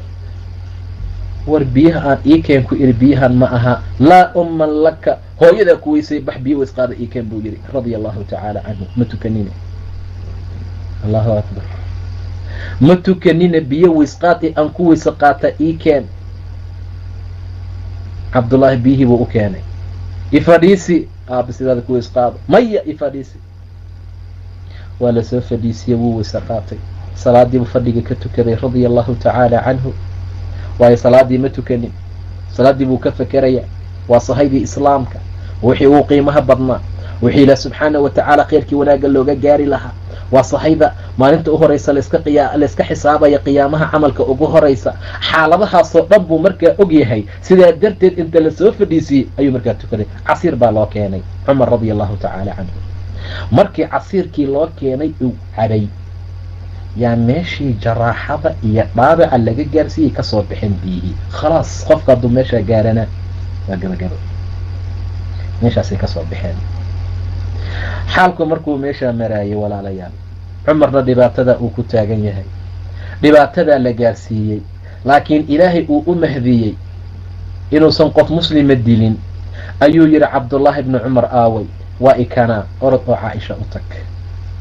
caaisha u tag, waxaad dhahdaa cumar ha idhihin amiiruulmu'miniin, aniga maanta mu'miniinta amiir uma ihiye. waxaad dhahdaa cumar wuxuu kaa codsanayaa haddii aan dhinto in laygu duugo abubakar, nebiga iyo abubakar meesha ka bannaan jembigooda. iisoo weydii, hadday ii ogolaato oy iisoo ogolaato waa sidii la rabaye, ordo akhbaar ii keen. cabdullaahi wuu soo baxay, caaisha u yimid, wahya tabkii ayadoo ooynaysa. halyey baa dhintay, halyey baa sakaraad ah, halyey baa la duray, ninaan laga samri karin baa socda, nin aad i aad loogu oonqabo loogu baahi badan yahay ayaa ka tegaya adduunka. wuu u tegey cabdullaahi bni cumar. caaisha markuu u tegay arrintii buu u sheegay, way u fasaxday. waayo 3 meel bay ahayd. meelna nebi maxamed baa lagu duugay, meelna abubakar baa ku duugan, hal meel oo saddexaad iyo buqco kalaa bannaanayd. caaisha waxay tiri anaa iskugu talagelaya meeshaa, laakiin way u doortay cumar radia allahu canhu. mar allaala markuu cabdullaahi soo laabtay ee uu yimid ayaa wuxuu yidhi ii soo fariisiya, akhbaar maad ii wadaa? haa, maxay tahay akhbaarta? sidii aad jeclaydoo. caaisha way kuu fasaxday, wayna kuu ogolaatay. waa dumar buu yidhi, haddana waa noolahay. inay iga xishootay baa dhici karta, ee haddaan dhinto oo lay kafano oo janaasada lay saaro, mar labaad haddana i weydiiya. hadday ii ogolaatana igu aasa, hadday ii diidana qubuuraha baqiic igeeya. waayo hadda intaan noolahay waa laga yaabaa inay iga xishoonaysa radia allahu tacaala canha. radia allahu tacaala canha caaisha. xaaladdu markay meeshaa maraysa cumar wuxuu yidhi ciidda dhabanka ii saara, dhabanka ii saara, dhafoorka ciidda ii dhiga, amiirulmu'miniin ha i dhihina, aniga maanta mu'miniinta amiir uma ihiye, aniga maanta mu'miniinta amiir uma ihi. cumar radia allahu tacaala canhu nin kheyr badan buu ahaa walaalayaal. nin sharaf leh oo wanaag leh oo ilaahay cizi iyo karaamo siiyey ayuu ahaa. cumar radia allahu tacaala canha faraatiga uu watay, faraatiga uu qaadanayo waxaa ku qornaa kafaa bilmowti waacidan, kafaa bilmowti waacidan, geeri waxaa kugu filan wacdi, wacdi geeri baa kugu filan. faraatigiisay ku qoran tahay radia allahu tacaala canha. loofaa ku sawiran faraatigeena maanta. sidaa darteed baa cumar radia allahu tacaala canha kafaa bilmowti waacidan faraatigiisay ku qornaa. ilaahay subxaanahu wa tacaala wuxuu ku manaystay saan soo tilmaanay cizada iyo qiimaha iyo karaamada, sharafta iyo wanaaggaasuu ilaahay siiyey subxaanahu wa tacaala. cumar mar allaala markii gebagabadii la gaaray, la soo gaaray, waa uu dhintay radia allahu tacaala canhu. cumar saan soo tilmaanay wuxuu tamanin jiray inuu shahaado helo oo jidka bixin, taana ilaahay ayaa u ajiibay subxaanahu wa tacaala. dhowr duritaan ayaa lagu duray, taasoo gaarsiisay inuu dhinto habeen arbaca ah, saddexna ay ka tagtay ama ay ka harsan tahay bisha dilxaj ayay ahayd sanadii 23 min alhijra, 23 ee hijrada. wuxuu nasiib u yeeshay ayaana u yeeshay in lagu aaso nebiga iyo abibakar jembigooda. sidii baa dhacday oo mar allaala markii la waday caaisha mar labaad ayaa haddana fasax laga qaatay, wayna u fasaxday sida dardaarankiisa uu ahaa, sida dardaarankiisaba uu ahaa. saas ayay ugu fasaxday in lagu aaso jiwaarka iyo derisnimada sayidkiisii waa rasuulka sal allau alay wasalam maxamed ibni cabdillaahi iyo sayidkiisii kale abibakrin asidiiq, xujradii nebiga sala allahu calayh wasalam. ilaa haddana meeshaasay mawjuud ku yihiin oo masaajidka nebiga ee madiina munawara markaa ah. cumar radia allahu tacaala canhu wa ardaah, ilaahay ha raali geliyo, ilaahay ha ka raali noqdo. ilaahay subxaana wa tacaala diintiisa habkii loogu talagalay iyo sidii xaqiiqda ahayd ayuu markaa ula yimid. walaalayaa taariikhda cumar qiso cajiib badan baa ku jirta, cibro ayay u tahay ummadda. ina fii dalika la cibratan liman yakhshaa, sida habsamida leh, sida cadaaladnimada leh, sida geesinimada leh, sida firfircoonaanta leh diinta alle loogu camal falay, raciyada iyo dadka loo taliya sida loo hagaajiyey iyo sida loo kala maamusay iyo sida ilaahay subxaanahu wa tacaala khayrka faraha badan uu ugu manaystay. gebagabadiisiina ilaahay subxaanahu wa tacaala uu ku manaystay inuu meeshaa helo, makaankaa sharafta leh uu gaaro. cumar saasuu markaa ahaa. walaalayaal taariikhdiisana mid laga dhargi karaayo markaa ma aha, bacdanay xaaladdu sidaa tahay. aadna ha loo dadaalo, diinta rabbina ha lagu dhaqmo, khayrkii wanaagana ha lagu socdo, khaasatan khulafaau raashidiin, afartaa khulafee abibakar iyo cumar iyo cuthmaan iyo cali ah. si fiican ha loogu daydo, waayo rasuulku si khaasa ayuu kagala dardaarmay dadka afarta ah, si khaasa ayuu dadka u tilmaamay in si sunnadooda iyo waxyaabahooda kale la qaato, goosdambeedkana lagu qabsado. rasuulka sala allahu calayh wasalam maxaad noo dardaarmaysaa markii la yidhi uusiikum bitaqwa allah buu yidhi, cabsi allaan idin dardaarmayaa, wasamca wataacan idin dardaarmayaa, inaad ismaqashaan ood is ateecdaan, madaxda aad maqashaan ood ateecdaan. wa in ta'ammara calaykum cabdun, addoon ha idin taliye, addoon xataa ha idin taliye inaad maqashaan ood ateecdaan. riwaayad qaarkood waxay ku dartay addoon xabashi ah oo timihiisa sida zabiibka ay u kuuskuusan yihiinba ha idin taliye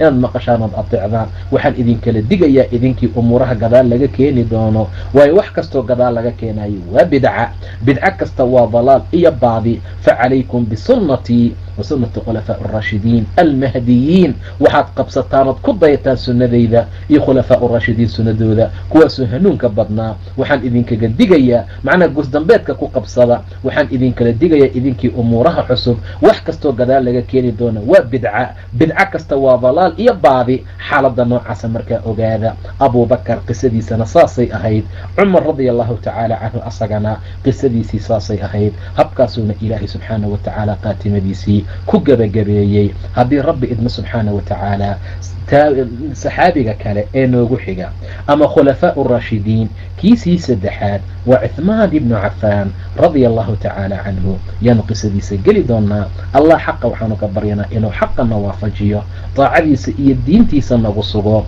ummad ku dayata nebigooda inuu ilaahay naga dhigo, ummad ku dayata khulafaa urashidiin inuu ilaahay naga dhigo. habkii iyo wanaagay wax u maamulayeen iyo sida ay wax u wadeen maba la gaari karee ummad soo dhadhaweysay inuu ilaahay naga dhigo. rabbiga xaqa waxaan weydiisanaynaa nebi moxamed micigiisa iyo jambigiisa inuu ilaahay nagala mid dhigo, gacantiisa shariifada ahna ku waraabiyo inuu ilaahay naga dhigo subxaana wa tacaala. khulafaa urashidiinna inuu rabbigeena tusiyo qiyaamaha marka aan gaarno. wabillahi tawfiiq wallahu subxaanahu